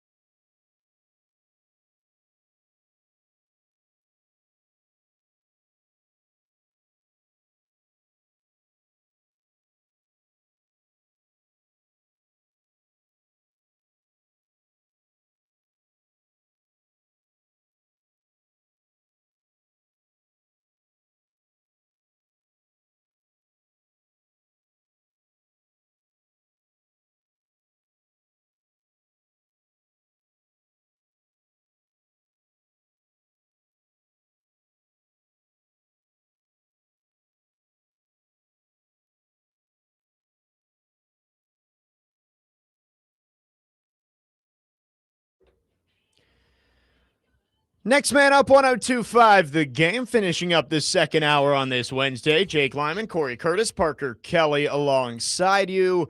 A little bit of news here for the Preds, Corey, that you just texted me about. Reed Schaefer has been recalled. So a quick trip down to Milwaukee, and Big Red back up in Nashville. And I think this will be the start of probably plenty of young players getting more opportunities at the NHL level down the stretch of the season. Yeah, probably. I mean, he's shown some things. You're hopeful, but obviously you need to see a lot more. You need to see a lot more.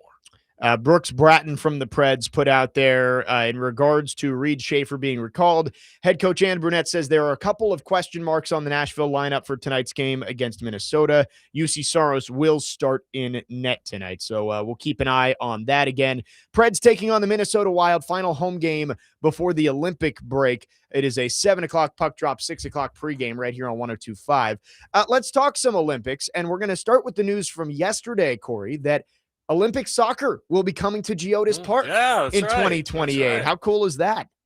Yeah, that's unbelievable. Look, I've been here since 2003, and I never thought you would call Nashville an Olympic city. So that's pretty awesome. But look, they earned this. Number one, they built the facility. It's the largest soccer specific facility in the U.S. They've proven they can host big events with their performance at the Club World Cup.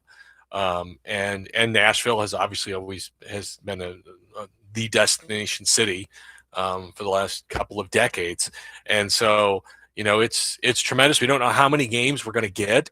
It should be men and women. And it'll probably be like midway through the tournament because they're going to move their way from East Coast to West Coast. And I know New York is a venue, Columbus is a venue, Nashville, St. Louis, San Diego, there's another venue, and then the Rose Bowls where the medal matches I think are going to take place. But it should be tremendous. And if you want tickets for that, by the way, you can't buy them through Nashville SC or through Geodis Park or through Ticketmaster. You've got to go through la28.org. That's the official Olympic website. And you can go in and you can apply for a lottery that's going to happen in April. And you register and you apply for this lottery. And if you get drawn for that, then that makes you eligible to buy tickets. So hopefully you can start saving money now for what is sure to be an exorbitantly overpriced event that's going to cost your kids their college education. Yeah, especially depending on what countries end up playing here. So it'll be, I got to say, I did not expect that. And Geodis Park being the largest soccer specific venue in the country, I'm sure helped out with that. And I think this is just the start of Nashville getting a ton of major events. You're going to get Olympic soccer the new stadium opens in 2028. And then with the new stadium, we've talked this week about it could be Super Bowl week in Nashville in 4 years. We don't know. I would guess Final Fours could be coming here. Nashville is going to become a pretty big sporting destination. And this, of course, is the largest one that we've seen confirmed to date, is that the Olympics will be here in 2028. I also want to point out that, while we could get the U.S. women's national team, which would be amazing, and I'm not poo-pooing the men's games, but understand, while there is no age limit for the women, on the men's side in the Olympics, it's 23 and under. Right. So it's, you're not going to see Messi and Ronaldo and all those guys. In Holland, you're not going to see any of those guys. It's 23 and under. Right. That's why the World Cup is viewed so much more highly than Olympic soccer, right? Like Olympic men's soccer, you hear about it and you root for your country, but the World Cup, of course, is so much bigger because that's where you do get the stars. But yes, I mean, we're still seeing it on the women's side. On the women's side, it's still really, really big. Yes. And of course, the U.S., one of the powers across women's soccer internationally. A new team with a chance to make its mark. I mean, yes. You've got a lot of young players on that team who are exciting to watch, but they've got to achieve on a level. I mean, the bar has been set ridiculously high for them, and so we'll see if they can match it. Yeah, I mean, there was they've been dominant for years, so it's going to be cool. Maybe they end up coming here to Nashville, and that'd be great. I was not expecting to see that yesterday, but Geodis No. Park is going to be hosting Olympic soccer in 2028. I said this yesterday with Nick Frazier. I didn't realize that it wasn't going to be kind of central to the LA area the entire Yeah, time. neither did I didn't either. But I guess they're playing softball in Oklahoma City. I guess that makes sense, right? You want to put it where the fans are going to care about it the most, but Well, yeah, and I think I do think a lot of it might be ticket sales. That if you held all of those soccer matches in the LA market, you would oversaturate it and Right. wind up with a lot of empty seats. Whereas here, you sprinkle it all over the U.S. You sell tickets from one right. coast to the next. Yeah, there's only a finite amount of people who would go to those games in the LA area, whereas and can afford it. Right. I was thinking like maybe California as a whole, like maybe you have some games up in the Bay Area and then games in San Diego, but really cool that they will be making their way across the country, and Nashville is going to be a stop. I also cannot believe the Winter Olympics start on Friday. Opening ceremonies are coming up. We'll talk about what is a big weekend in sports coming up in the final hour. Of course, we'll talk some Super Bowl. We'll get into much more as well. 615-737-1025 is the phone number. If you want to text or call, we'll take your thoughts on our phone and text lines driven by WilsonCountyHyundai.com. We got one more hour on this Wednesday. Jake Lyman, Cory Curtis from News 2, Parker Kelly, next man up, 102.5 The Game.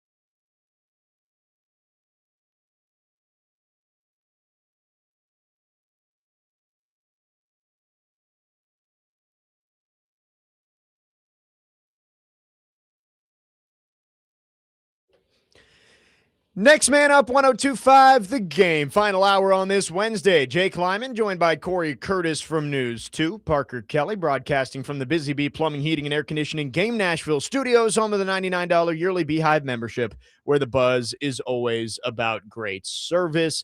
Going to talk some Super Bowl here in this final hour and a couple other odds and ends. Speaking of which, we were just talking about Geodis Park hosting the Olympics in 2028, some games on the soccer schedule. And Cory, I hear that we have some news on the Nashville SC front. Yeah, they have signed defender Andy Nahar to a contract extension through this year and an extension for next year. And that is a very big deal. He was arguably the biggest addition to the team last year. He was absolutely fantastic, contributed on 13 or 14 goals. And with some of the changes that they've made, I think he can play more midfield for them this year and help instigate the offense some. An extremely skilled technical player. And when they signed my brain's not working today. They signed the guy from San Jose this year. Andy Nahar was the player he was most excited about when we talked to him at his press conference, that he was going to be playing on that right side with him. And so, Nashville SC, locking up some guys who were critical to their resurgence last year. And I think you're going to see a whole lot of skill on the field this year. Yeah, I think with what Nashville SC was able to do last year on the field and then what they've been able to add this offseason and retain, I think there's a lot of reason for excitement. And I just looked it up. I cannot believe they start their season in less than 3 weeks. Yeah, in Canada. So that's going to be fun. They're in Ottawa starting Champions Cup play, I think. And right, I looked it up. The average high in Ottawa on that day is 30. The average low is 8. Going to be frigid up there. Yes, February 17th, the CONCACAF Champions Cup starting in Ottawa, and then Nashville's first MLS regular season match will be February the 21st, hosting New England at Geodis Park. So lots to be excited about there. It still feels too cold, like we were talking about, to be soccer season, but it is just around the corner. Speaking of stuff that I can't believe is already here, the Olympics start on Friday, Cory. Mm-hmm. I was not prepared for that. I know the Olympic break was coming up for hockey, but I didn't realize how quickly it starts. Are you a big Winter Olympics guy? I used to be. I'm not so much anymore. I think the Olympics has lost a lot of its magic for me. And I'm not going to sit here and say it's because professionals play. I think that's part of it. I think, the commercialization of the whole thing has gotten me some. But, I always go back to 1980 with the Miracle on Ice team and with Eric Heiden. And that stuff was pretty magical. And, there's, and I know like a lot of people love the figure skating and the gymnastics, that's summer, obviously. But, I do still enjoy watching the bobsled and ski jumping and some of that stuff, but I am not. I will not be locked in to watching much. I'll watch the hockey for sure. I think Olympic hockey might be better than Stanley Cup hockey in the playoffs. I think some of the Olympic hockey we see, that USA Canada game for the gold a few years ago when Shea beat Suter, was one of the best hockey games I've ever seen. And so I am excited about that and to see, what everybody brings, from that forefront. But yeah. And I'm excited to see if Lindsey Vonn at 41 can ski on one ACL. Right. Apparently. Tore her ACL and said, nope, I'm still going to compete. But you're right. The hockey, I think the Four Nations face-off last year was one of the most brilliant ideas ever, because it was great. You got great hockey in that, and it gave everybody a little bit of taste of what the Olympics are going to be like. And I think that has piqued everybody's interest heading into this of we need more Olympic hockey because of what we saw last year, especially in those Canada-US games. It's neither here nor there, but, you really don't see fighting in Olympic hockey. And that's why I always stress to people, you don't need fighting to have great hockey, because Olympic hockey is amazing, and you don't see a lot of punches thrown. I will say the 3 fights in like 8 seconds to start that Canada-US game was great. That was great. That was different.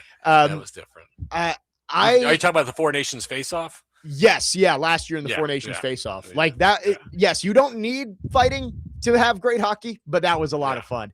Have you seen the Jack Ham commercial or John Ham commercial? Yes, where they're like, aren't Canadians supposed to be nice and super friendly? No.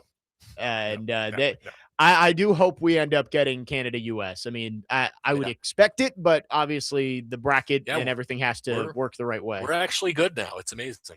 I know. The U.S. is actually up there towards being one of the top contenders. You mentioned the Miracle on Ice. Have you watched the new documentary that came out? I was just going to say that I watched the documentary on Netflix. It's really well done. I am planning on watching that today, I think, because we're heading up to Lexington, so I've got a little bit of a bus trip. I might watch that because Miracle is one of my favorite movies of all time. Well, it's not just a movie; it's a true story. I understand. Yeah, but that's what makes it such a great movie. No, I know. I was not alive for when it happened, but it's one of my favorite movies. God, I'm blanking on the actor's name. Who plays Kurt Russell. Kurt Russell, yes. But I'm excited to watch this documentary. I've heard that it is up there with some of the best. It's emotional. It's great, and it's amazing to see how emotional these guys get 45 years later. Al Michaels is brought to tears in this movie, in this documentary. It's really well done. And like I feel crazy having to talk about it, but it was 45 years ago, and there's a lot of people who didn't see it and hear about it that don't understand it. It's the greatest moment in American sports history, and nothing comes close to it. Nothing. I mean, nothing comes close to it. It was so incredible. It's like having a high school team beat the Chicago Bulls. It was absolutely unbelievable at a time when the country absolutely needed it. It was incredible. Right. I mean, the enormity of the situation, I think, just needs to be, reemphasized. And I'm excited to watch the documentary coming up. It's The Boys of 80. Is that the title of it? I'm not sure. Something like that. As soon as I saw Miracle on Ice team, they get like, I don't know, probably 8 or 10 of them that are still alive. And they're all on the bench together at Lake Placid, and they just kind of go through the whole thing with them, and it's amazing. It's neither here nor there. So I showed my daughter Miracle last year. She's just turned 13, and I thought she'd be old enough to understand it, and she did, and she absolutely loved the movie and loved all the messages that it sent. And when it was over, she was like, "Rizzo's my favorite player. Mike Eruzione was my favorite player back in 1980." He absolutely was. And so I looked him up on Google and found an email address, and I sent him an email telling him the story about how I showed this to my daughter and how he was her favorite player, and how 45 years later, people still love your story and still appreciate who you are and everything you did for the country. And I said, and you've created a moment for me and my daughter that we will always share now. And I just want to say thank you. He got back to me within 30 minutes. Wow. Telling me thank you, and sent us an autographed picture of him scoring the game-winning goal. That's amazing. Which you know what? I can grab it because I'm at home right here. I can't. So, I'll have to watch on the stream. Oh, yeah, it's on the stream. But, yeah. There we go. So you can see it. Yeah. I mean, it was sitting behind his Hulk collection. Oh, that's awesome. Oh, I'm seeing Hulk now sitting in front, too. That's not a microphone. That's a hammer. No, that's really special. And it is. I think you're right. Like, I think that movie speaks to everybody, even those of us who did not grow up and get to watch it live. I was 10. I mean, the speech in the movie is like one of the most iconic movie moments. I think that everybody, I mean, their time is done. It's over. And you got the kid in Spring Hill who reenacted it. It was amazing. Yes, I did see that. My grandmother actually babysat one of the players on that team too. I've been told this. I can't remember the name. I'll try and find it during the break. But and you remember Ryan Suter from the Predators? His father was on that team. Right. Yes. I mean, so many connections back to that team in 1980, and that's why Olympic hockey is great, and I can't wait for it this year. Obviously, not going to be any more miracles on ice this year. U.S. has made themselves one of the best teams in the world, but going to be maybe like Switzerland wins. Yeah, there you go. Roman Yossi can give the Swiss their own miracle on ice. 615-737-1025 is the phone number. Big weekend of sports coming up. The opening ceremonies of the Winter Olympics coming up on Friday, and then Super Bowl Sunday. We will talk about the big game coming up next. Seahawks and Patriots. Who do we think takes it home as Super Bowl week continues? Jake Lyman, Cory Curtis, Parker Kelly, next man up, 102.5 The Game.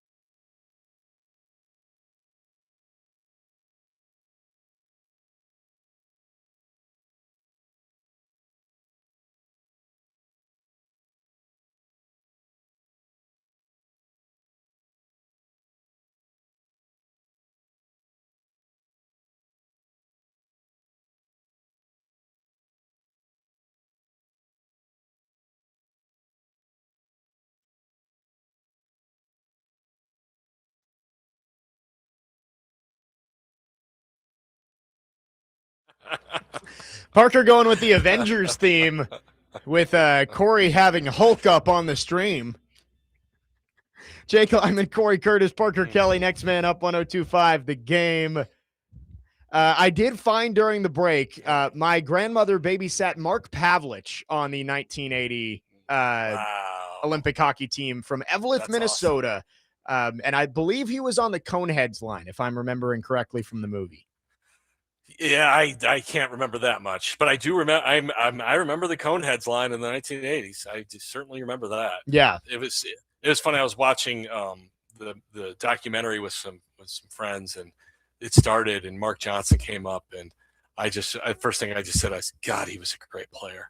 And then it just goes on about how he was, which stuff I had not heard, that they called him Magic because his last name was Johnson, and that he was Herb's favorite, and that Herb would kill someone to save Mark Johnson.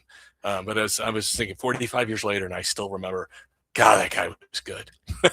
So many great stories from that team, and I need to watch the new documentary that came out on Netflix. I will make it happen. I will report back. I was literally just saying that back here. I need to watch it. I'm gonna watch it. It is on my to-do list, and honestly, maybe that's a bus activity today as we make our way up to Kentucky. Sunday, we've got the Super Bowl coming up, Corey, and we do. Patriots and Seahawks. I've said all week, I am on the Seahawks. 31-23. I'm sticking with it for now. I reserve the right to change up until Friday with the final prediction. But I'm thinking Seattle's got it. They're the more complete team. The quarterback, Sam Darnold, has been playing great. He's got weapons. They've got the defense. I think Seattle wins it, which I don't know if anybody really thought that this team was a Super Bowl contender. Either of these teams were Super Bowl contenders heading into this year, which makes it fun to see these teams, even though this is a rematch of the Malcolm Butler game from 11 years ago. I did not. Full disclosure, I did not have these teams anywhere near the Super Bowl. Both of their quarterbacks have stepped up and had huge years. I am with you. I am on the Seahawks. I like the Seahawks 31-17. I think they're going to win by over 10 points because I think they are better on both sides of the board. And I am looking for a spot where I think the Patriots are better. Gonzalez is probably better than any corner the Seahawks have got, but that might be about it. Yeah, I'm trying to think through. The defensive tackles are good for the Patriots, but they're good for the Seahawks Williams too. And Byron right? Murphy are pretty good. It's okay. Here's the other thing: the Patriots' second lowest scoring total ever to get to the Super Bowl, right? Yep. Okay, and now they're playing the team that allowed the fewest points in the NFL this year in the final. Yeah. That's not a good combination. I said yesterday, and I do believe this, that if Vrabel and that Patriots defense can keep this game in the teens, I think they've got a chance. Sure. You could get that absolutely. The Vrabel special if you can Yep. stay in the game, and Drake May just has to make a couple of special plays late to win you the Super Bowl. I think you can do it. If this game gets into the 20s, I just don't know if the Patriots can keep up with the Seahawks. I don't do this often with you, Jake. I completely agree. And we don't disagree that wholeheartedly, but we are on the same page here. Can the Patriots win this game? It's the NFL, absolutely. But what's it going to take? It's going to take a Vrabel special. He's going to have to dramatically outcoach Mike McDonald, which we know he's capable of. We saw him do it here in Nashville.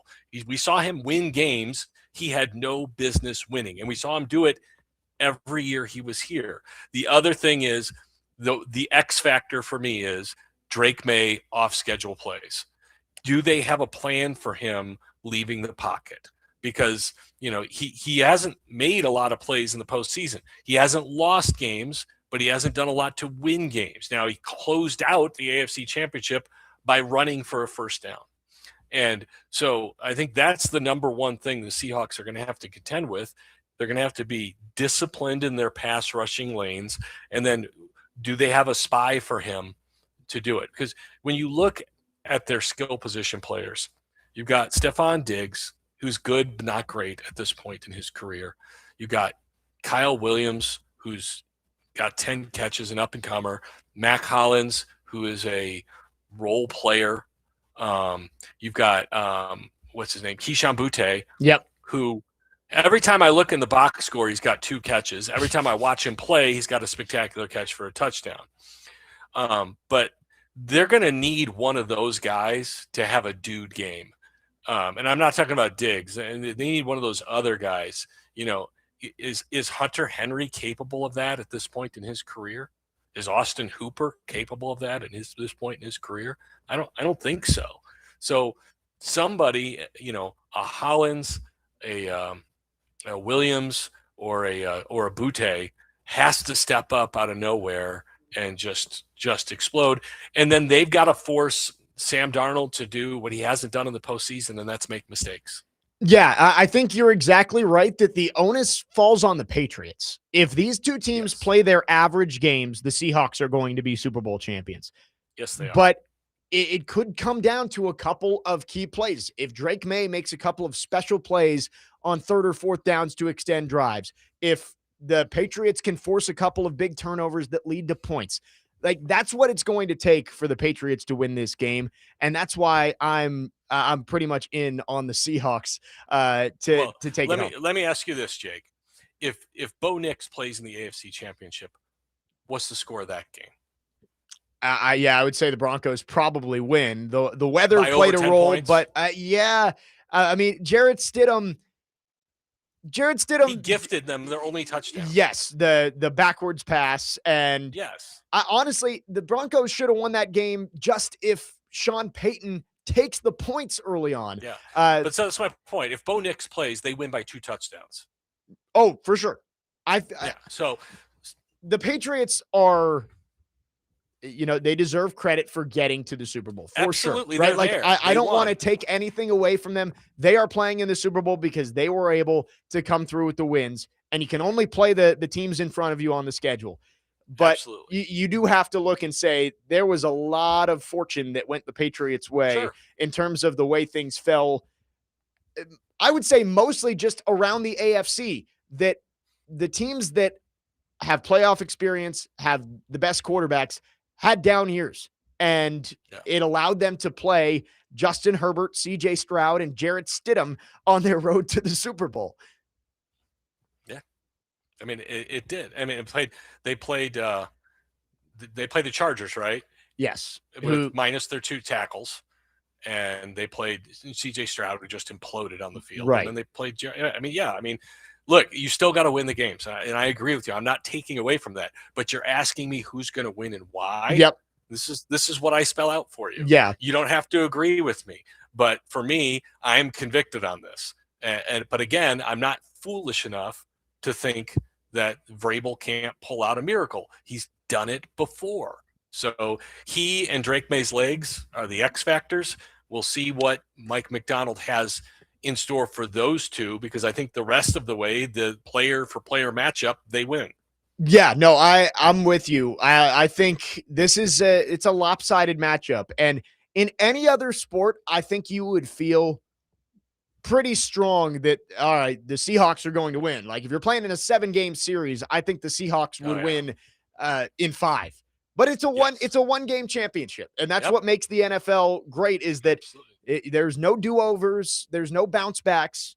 You lose this game, you lose. Season over. So I'm with you. I think we're on the exact same page with this Super Bowl on Sunday, that the Seahawks are the better team. They are the more likely team to win.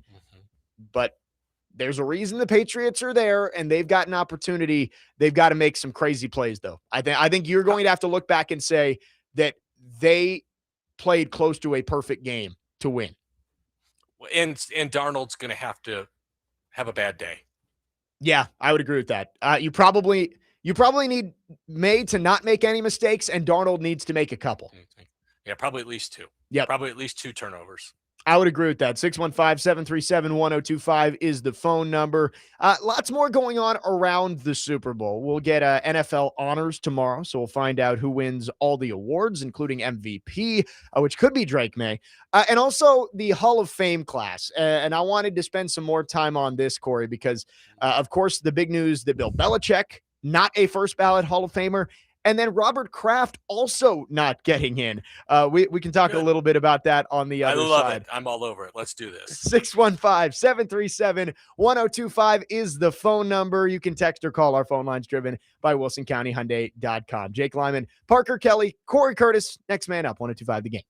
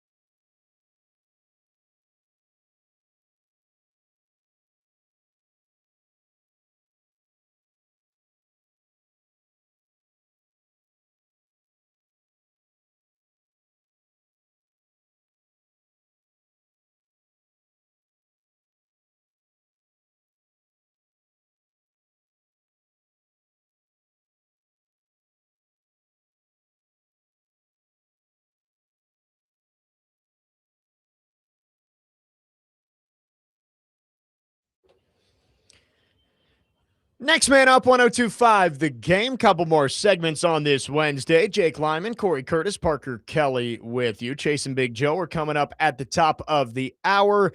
Corey, it is Super Bowl week, which means not just the big game, but also awards. And the Hall of Fame class is being announced. And last week, the big controversy, of course, was around Bill Belichick not being a first ballot Hall of Famer. And it came out a couple days ago. Robert Kraft also not going to get into the Hall of Fame this year. Your thoughts on this? Two of the three architects of the greatest dynasty in NFL history both don't get in this year. Well, I mean, I'm going to guess that Robert Kraft is paying the same penalty that Bill Belichick's paying, and the cheating tax is my guess. But the other thing I will say is, why isn't Bud Adams in the Hall of Fame? No, I would agree with you there too. I mean, he is the co-founder of the AFL, which then merged with the NFL. You cannot tell the story of the NFL without Bud Adams. So he should certainly be in there before Robert Kraft. Yes, Kraft is the owner of the dynasty, of the Brady dynasty, and he will get into the Hall of Fame. But don't come to me crying. And look, I'm not sitting here, as this, Joe Titans fan saying, "Oh, well, our guy got." I am. This is from an NFL fan. The NFL is my favorite league. All right, it's what I enjoy watching. It's what I enjoy covering. It's what I enjoy talking about. We spend so much time on this show, and when I look at it, I don't understand how Bud Adams is not a part of the Hall of Fame before Robert Kraft. Bud Adams was part of this league in 1960, I think, is when he started the Oilers down in Houston for like $25,000. Okay. But you can't tell the story of the league without him. So if you want to whine about Robert Kraft not getting in, I don't have any time for you, because he's going to get in, but Bud Adams isn't. And that's a crime. Yeah, that one, it doesn't make a ton of sense to me that he's not in there, because, and I get it, you can't put every owner who's ever owned a team in the Hall of Fame, but you're right. He helped found the AFL, which there is no Super Bowl. There is no, this league is not what it is as it is today without Bud Adams. So I'm 100% with you. It's not, and it doesn't mean you were a good owner or a bad owner. You're talking about the Hall. It's not the Hall of Best Owners. Okay. It's the Hall of Fame. All right. And it's, can you tell the story of the league without Bud Adams? No, you cannot. Who's the other co-founder of the AFL? It's Lamar Hunt. Right. Is he in the Hall of Fame? Yes, he is. Yeah. They named the AFC Championship trophy after him. Okay. So one of them's in the Hall of Fame. One of them is not. Okay. And that isn't Ralph Wilson in the Hall of Fame too, from the Buffalo Bills? I believe so. Yeah. So, I don't know what the angst is with Bud. He's not going to go. He's passed away. He can't go up there and embarrass anybody. But he should be in the Hall of Fame. You can't tell the story of the league without him. It's just that simple. Yeah, looking at it probably isn't going to happen. And yeah, online, I don't see it. He's nominated almost every year, but he just never seems to get the juice to actually get in. So I'm with you. Robert Kraft deserves to be in. So does Bud Adams. But it is funny that, man, the Patriots, at least they're in the Super Bowl, so they're probably not complaining too much. Just be glad you drafted Tom Brady in the 6th round, or we wouldn't even be having this conversation. NFL honors tomorrow night. And I wanted to get your thoughts on this. We're going to talk with TD about this tomorrow. Who is your MVP pick? Stafford had a great year. He really did. But when you consider, I would have voted for Stafford all year, and maybe not making the Super Bowl is what cost it. And I know the vote happened before this, right? I think vote is after the regular season, if I'm not mistaken. So Stafford, I think, will probably still end up winning, but Drake May's got him in the Super Bowl, and he may not be the best quarterback, but he is the biggest reason for that turnaround. He and Vrabel.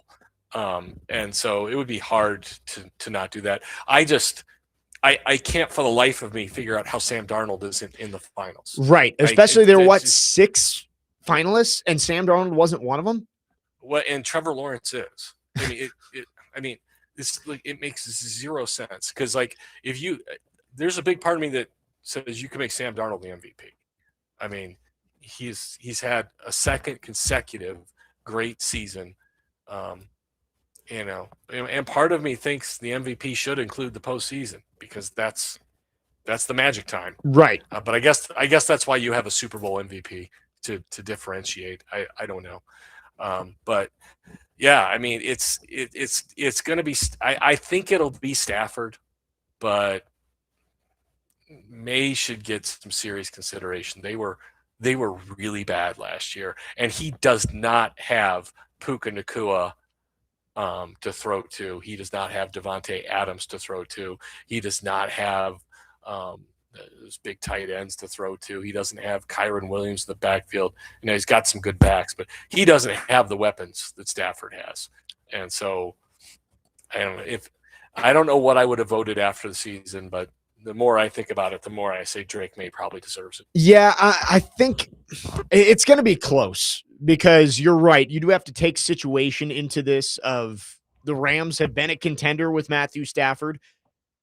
The Patriots went from 4-13 to the number 2 seed in the AFC. And man, Drake May's numbers, 72% completion percentage, 4,400 yards, 31 touchdowns, 8 interceptions, and a passer rating of 113. He also ran for 450 yards. Matthew Stafford, though, 4,700 yards, 46 touchdowns, 8 picks.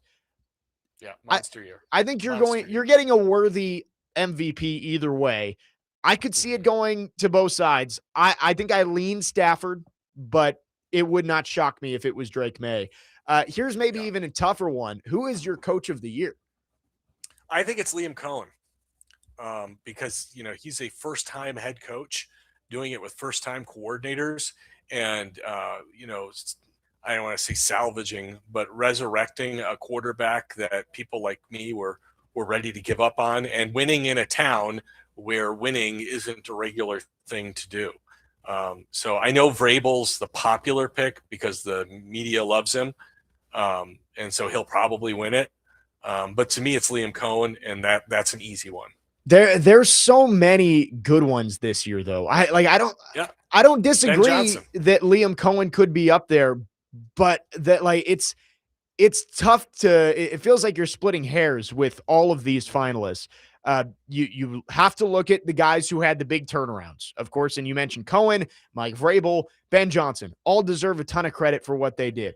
Sean Payton, Mike McDonald. Right. Sean Payton, Mike McDonald deserve credit. Kyle Shanahan deserves credit for getting the 49ers to where they were, despite all the injuries they had. I think those are the 6 finalists, unless I miss somebody.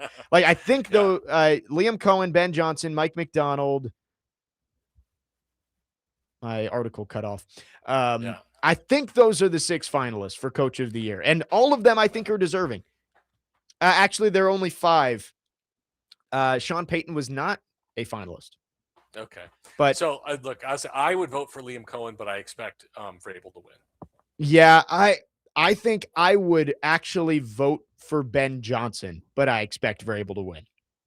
Yeah, Ben Johnson had a great year. I really don't. I don't think there's a wrong answer among all of those. And no, there isn't. That's what makes it fun. Is I think typically with the NFL Honors Show, you have a pretty good idea of who's winning every award. I think there are a lot that are up for grabs tomorrow. You could even look Offensive Rookie of the Year. Tet McMillan and Emeka Egbuka had pretty similar seasons. Are you going to give Egbuka fizzled? Right. Egbuka started hot and fizzled down the stretch. McMillan was a little bit more consistent.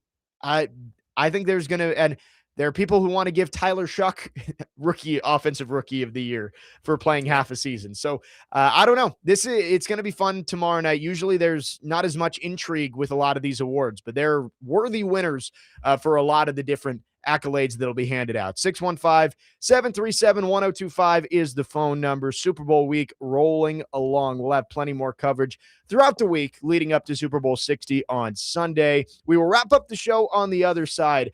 We started the show talking about Joey Aguilar getting his temporary restraining order, and the NCAA has made a statement about the decision on Joey Aguilar. And we will talk about that next. We'll wrap up the show. Jake Lyman, Cory Curtis, Parker Kelly, next man up, 102.5 The Game.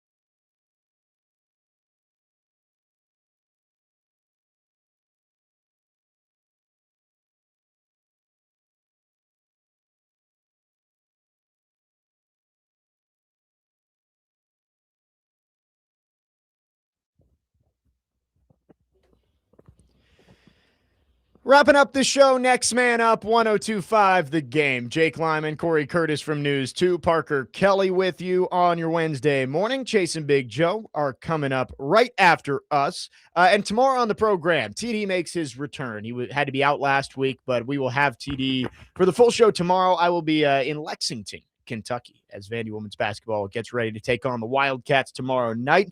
Before we wrap up the show here, Corey, we started off the day talking about Joey Aguilar getting a temporary restraining order for 15 days, and a final decision on his eligibility is expected later this week.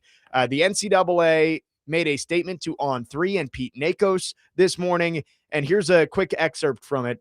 This outcome after the plaintiff withdrew from a federal lawsuit and separately filed a lawsuit in state court with the exact same facts illustrates the impossible situation created by differing court decisions that serve to undermine the rules agreed to by the same NCAA members who later challenged them in court.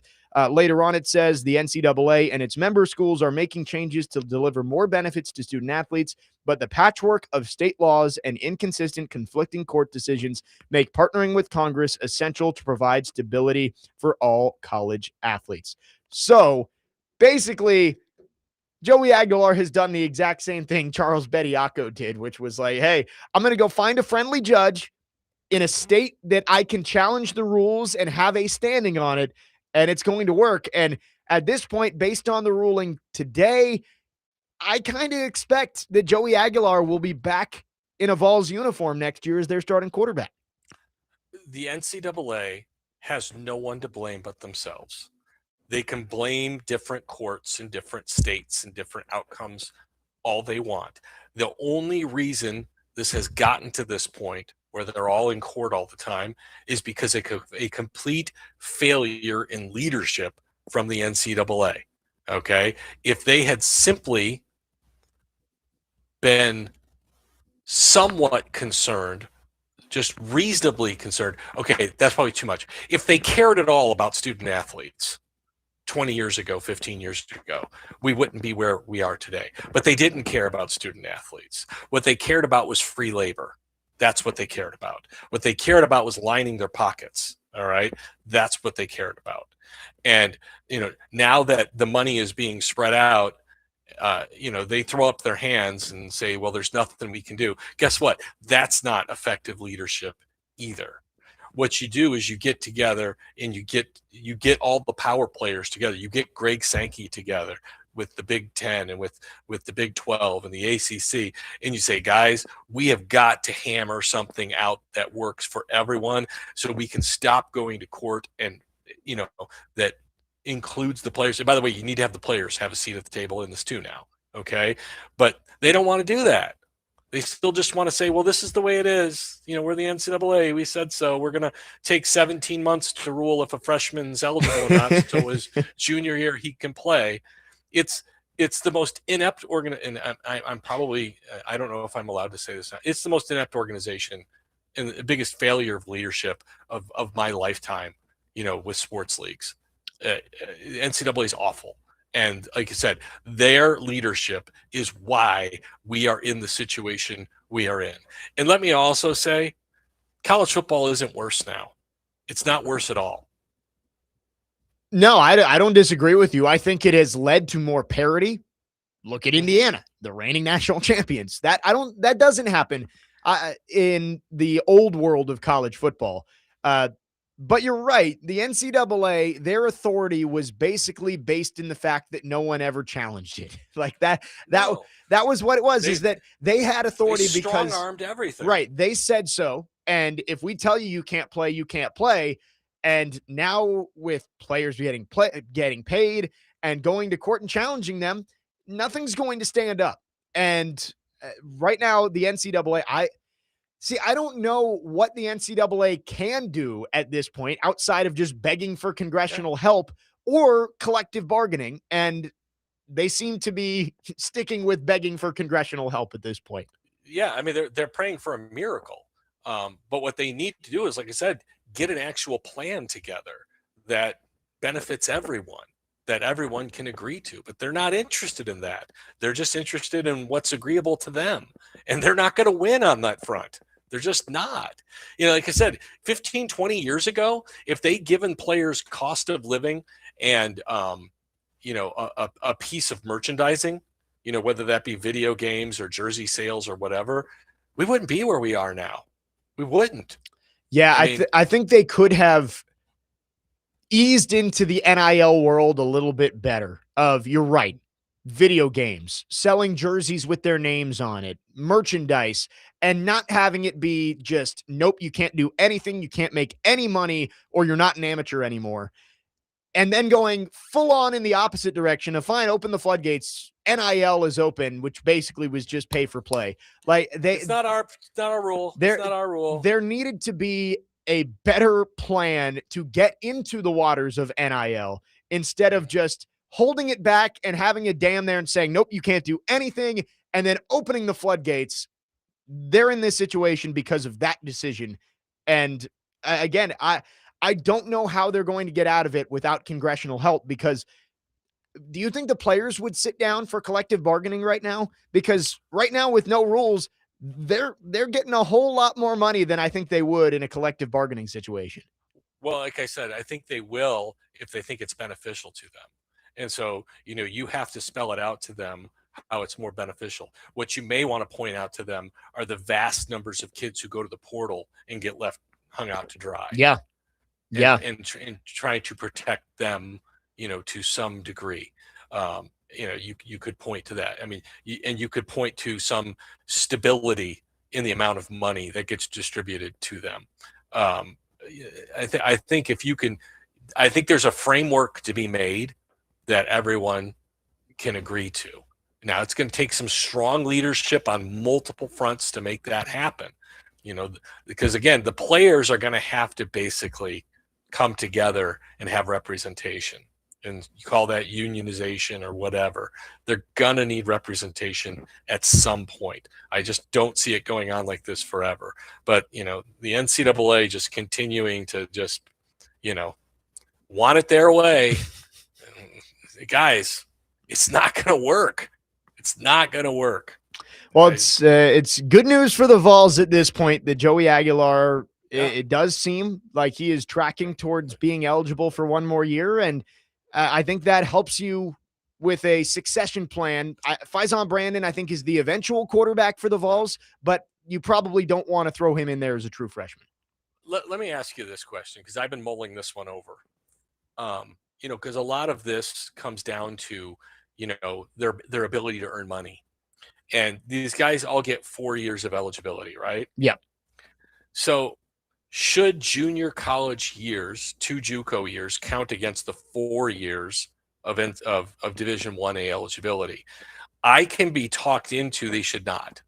That you could do 2 years and then 4 years. I would be interested in hearing cases on both sides of that. My mind is not made up, but I'm not convinced that JUCO years should count against Division 1 years. Yeah, I could hear both sides of that argument, and the Diego Pavia lawsuit, the federal one, I think is going to make the overall decision on where that goes. Cory, always appreciative to have you on. We'll do it again next week. Thanks for coming on the show.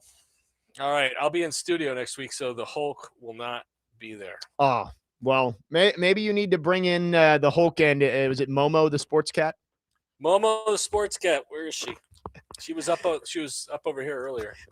Maybe we'll get them to be guests in the studio at some point. Cory, thanks for coming on. We'll talk to you next week. All right, thanks, Jake. Tomorrow on the show, TD is with us for a TD Thursday. Chase and Big Joe are coming up next. Keep it right here on 102.5 The Game.